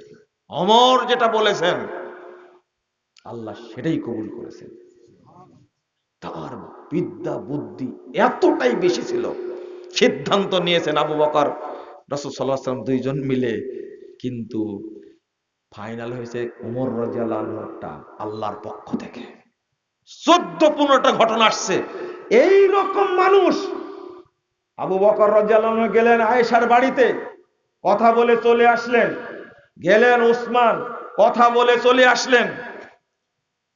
যখনই ওমর সালাম দিয়েছেন, কে? ওমর সালাম দিয়েছেন, আয়েশা রাদিয়াল্লাহু আনহা বলছেন ওনারা গেলে আমরা দফ বাজাচ্ছিলাম, দফ খেলা করছেন, ঈদের দিন তো খেলা করছেন, দফ বাজাচ্ছিলাম। অন্য মহিলারা আসছিল, আমিও ছিলাম, তারা কথা বলে চলে গেলাম, আমরা বিশৃঙ্খলা করতেই আছি। কিন্তু যখনই সালাম দিয়েছেন ওমর রাদিয়াল্লাহু আনহু, ওরা তো দৌড় দিল, আমি দৌড়াতে পারলাম না, কিন্তু আমার দফটা নিচে রেখে ওর উপরে বসে গেলাম যেন বুঝতে না পারে। আপনি কি বুঝলেন? রাসূল সাল্লাল্লাহু আলাইহি ওয়াসাল্লাম বলছেন ওমর শুধু কি মহিলারাই পালায়, শয়তান যদি বুঝতে পারে ওমর এই রাস্তায় আছে, রাস্তা পাল্টায় দেয় শয়তান। সেই ওমর খুঁজছেন হুযায়ফার কাছে, দেখো তো ওই তালিকায় আমার নাম আছে কিনা। ঘটনা শেষ হয়নি, রাসূলের যুগ শেষ, আবু বকরের যুগ শেষ, ওমর রাদিয়াল্লাহু আনহু তখন খলিফা। একজন ব্যক্তি মারা গেছেন, শুনেন, একজন ব্যক্তি, একজন সাহাবী মারা গেছেন, একজন সাহাবী মারা গেছেন। ওই জানাজায় খলিফাতুল মুমিনিন ওমর রাদিয়াল্লাহু আনহু হাজির, এমন কি ওখানে হুযায়ফা রাদিয়াল্লাহু আনহু কি হাজির। আচ্ছা, যেখানে খলিফা হাজির হয়েছে যে জানাজায়, তাহলে কত সাহাবী হাজির হতে পারে? আর সাহাবীটাই কেমন পর্যায়ের হতে পারে? বুঝেন না মনে হয়, তাই না? যার জানাজায় খলিফা হাজির হয়েছে, যার জানাজায় হুযায়ফা নিজেও হাজির হয়েছেন, কি পর্যায়ের সাহাবী হতে পারে? তিনি কেমন তাদের কাছে ছিলেন? অনেক সাহাবী হাজির হয়েছেন। তো হুযায়ফা রাদিয়াল্লাহু আনহু বলছেন তাআল ইয়া আমিরাল মুমিনিন, এদিকে আসেন, এদিকে আসেন। যখন কাছে আসছে তখন আস্তে করে কানে কানে কানে গিয়ে বলছে ইন্নাহু মিন উলাইকা, ওদের একজন এটা। বুঝলেন না কথা? তাহলে একটা প্রকাশ হয়ে গেল, তাই না? বলছে কি ইন্নাহু মিনহুম, এ কিন্তু ওদের একজন। আপনারা কি বুঝেছেন? এ কিন্তু ওদের একজন। এ আমিরুল মুমিনিন ডাকছেন, ডেকে কানে কানে বলছে ইন্নাহু মিনহুম, এ কিন্তু ওদের একজন। চিন্তা করেন, আমি ওটা পরে বলি। এবার উমর রাদিয়াল্লাহু আনহু বলছেন হুযায়ফা শুননা সাত্তুক আল্লাহ আনা মিনহুম, শোনো আজকে তোমাকে আল্লাহর কসম দিয়ে বলছি, বলতেই হবে আচ্ছা, আমিও কি তাদের অন্তর্ভুক্ত? আপনি কি বুঝেছেন? সে অন্তর্ভুক্ত হয়ে গেছে, তিনি জানাজায় অংশগ্রহণ করেছেন, এটা বড় কথা না। নিজে মুনাফিকদের তালিকায় আছেন কিনা এইটা নিয়ে ব্যস্ত ওমর রাদিয়াল্লাহু আনহু। আসাদ্দুক আল্লাহ, হুযায়ফা আল্লাহর কসম দিয়ে বলছি, তোমাকে বলো আজকে আমি তাদের অন্তর্ভুক্ত কিনা। যেহেতু ফাঁস একটা করে দিছেন, তখন বলছেন লা ইয়া আমিরাল মুমিনিন, আপনি তাদের অন্তর্ভুক্ত নন। কিন্তু প্রশ্ন হলো, যে জানাজায় ওমর রাদিয়াল্লাহু আনহু খলিফা স্বয়ং হাজির, যে জানাজায় হুযায়ফাও না এসে থাকতে পারেননি, মানে কেমন মানুষ? হুযায়ফা হাজির হলো না কেন? যদি মানুষ বলে, বুঝেন না মনে কথা, হুযায়ফা কেন হাজির হলো না? ও তো বাড়িতে ছিল। কারণ হাজির না হলে এই লোকের জানাজায় হুযায়ফা আসবে না কেন? তিনি কি অপরাধ করলেন? হুযায়ফা এমন কত বড় হয়েছে, বুঝেননি কথা? সাপের মুখে জানা সত্ত্বেও তিনিও কি হাজির। তাহলে লোকটা কিন্তু আমার আপনার মতো যদু মধু না, বিশাল ব্যক্তিত্ব সম্পন্ন মানুষ মারা গেছে। সেই মানুষটাও কি আমি আপনি কি? আমি আপনি কি? আমার আলোচনা শেষ। শুধু নিফাকের যদি এই অবস্থা হয়, বাংলাদেশে যারা শিরিক করছে, কুফুরি করছে, তাগুতি আইন মেনে চলছে, তাদের কি হবে? আল্লাহুম্মা বলেন, আল্লাহুম্মা ইন্নী আউযু বিকা মিনাল কুফরি ওয়াশ শিরকি ওয়ান নিফাক। আল্লাহুম্মা ইন্নী আউযু বিকা মিনাল কুফরি ওয়াশ শিরকি ওয়ান নিফাক। আল্লাহুম্মা ইন্নী আসআলুকা ঈমানান লা ইয়ারতাদ ওয়া নাঈমান লা ইয়ানফাদ ওয়া মুরাফাকাতা মুহাম্মাদিন ফি আলা জান্নাতিল খুলদ। এর অর্থ কি জানেন? আল্লাহ তোমার কাছে এমন ঈমান চাচ্ছি যে ঈমান কোনোদিন নষ্ট হবে না, এমন রিজিক চাচ্ছি, এমন অনুগ্রহ দয়া চাচ্ছি যে রিজিক কোনোদিন শেষ হবে না। আর আমি নবী সাল্লাল্লাহু আলাইহি সাল্লাম যেখানে জান্নাতে থাকবেন, তার সাথে ওই চিরস্থায়ী জান্নাতে থাকতে চাচ্ছে। দোয়াটা মুখস্থ করে নেবেন ইনশাআল্লাহ। আমরা আজকে এই পর্যন্তই। আপনারা খুব মনোযোগ দিয়ে বক্তব্য শুনলেন। আমি ভাবিনি যে এই তো উঠলেন, পেশাবের খুব চাপ দিছে নাকি? আমি 10 মিনিট আরো বক্তব্য দেব মনে করেছেন? না না, আমি 10 মিনিট বক্তব্য দিব না, এখনই শেষ করব। বলতে তো গেছি, তাই না? আপনারা এতক্ষণ সময় দিলেন, খুব ভালো লাগলো। আমি ভাবতেও পারিনি আপনারা থাকবেন এত রাত পর্যন্ত। আল্লাহ রাব্বুল আলামিনের জন্য আমাদের সকলকে জান্নাতুল ফেরদৌসের জন্য কবুল করে নেন। আল্লাহ যেন আমাদের পরিবারকে ইসলামিক সালাফি পরিবার হিসাবে কবুল করে নেন, আমিন। আমাদের সন্তানরা যেন সাদাকায়ে জারিয়া হয় আমাদের জন্য, বলুন আমিন। আজকে আমাদেরকে খুব সম্মান দিয়েছেন বাংলাদেশ জমিয়ত আহলে হাদিসের দায়িত্বশীলরা, সুববানের দায়িত্বশীলরা এবং কেন্দ্রীয় মসজিদ রংপুরে। তারা আমার কাছে আলোচনা শুনেছেন মনোযোগ দিয়ে। আল্লাহ তাদেরকে কবুল করে নিন, আমিন। আমরা সবাই ঐক্যবদ্ধ থাকবো ইনশাআল্লাহ, বলেন ইনশাআল্লাহ। বলেন সুবহানাকা আল্লাহুম্মা ওয়া বিহামদিকা আশহাদু আল্লা ইলাহা ইল্লা আনতা আস্তাগফিরুকা ওয়া আতুবু ইলাইকা। আসসালামু আলাইকুম ওয়া রাহমাতুল্লাহি ওয়া বারাকাতুহু।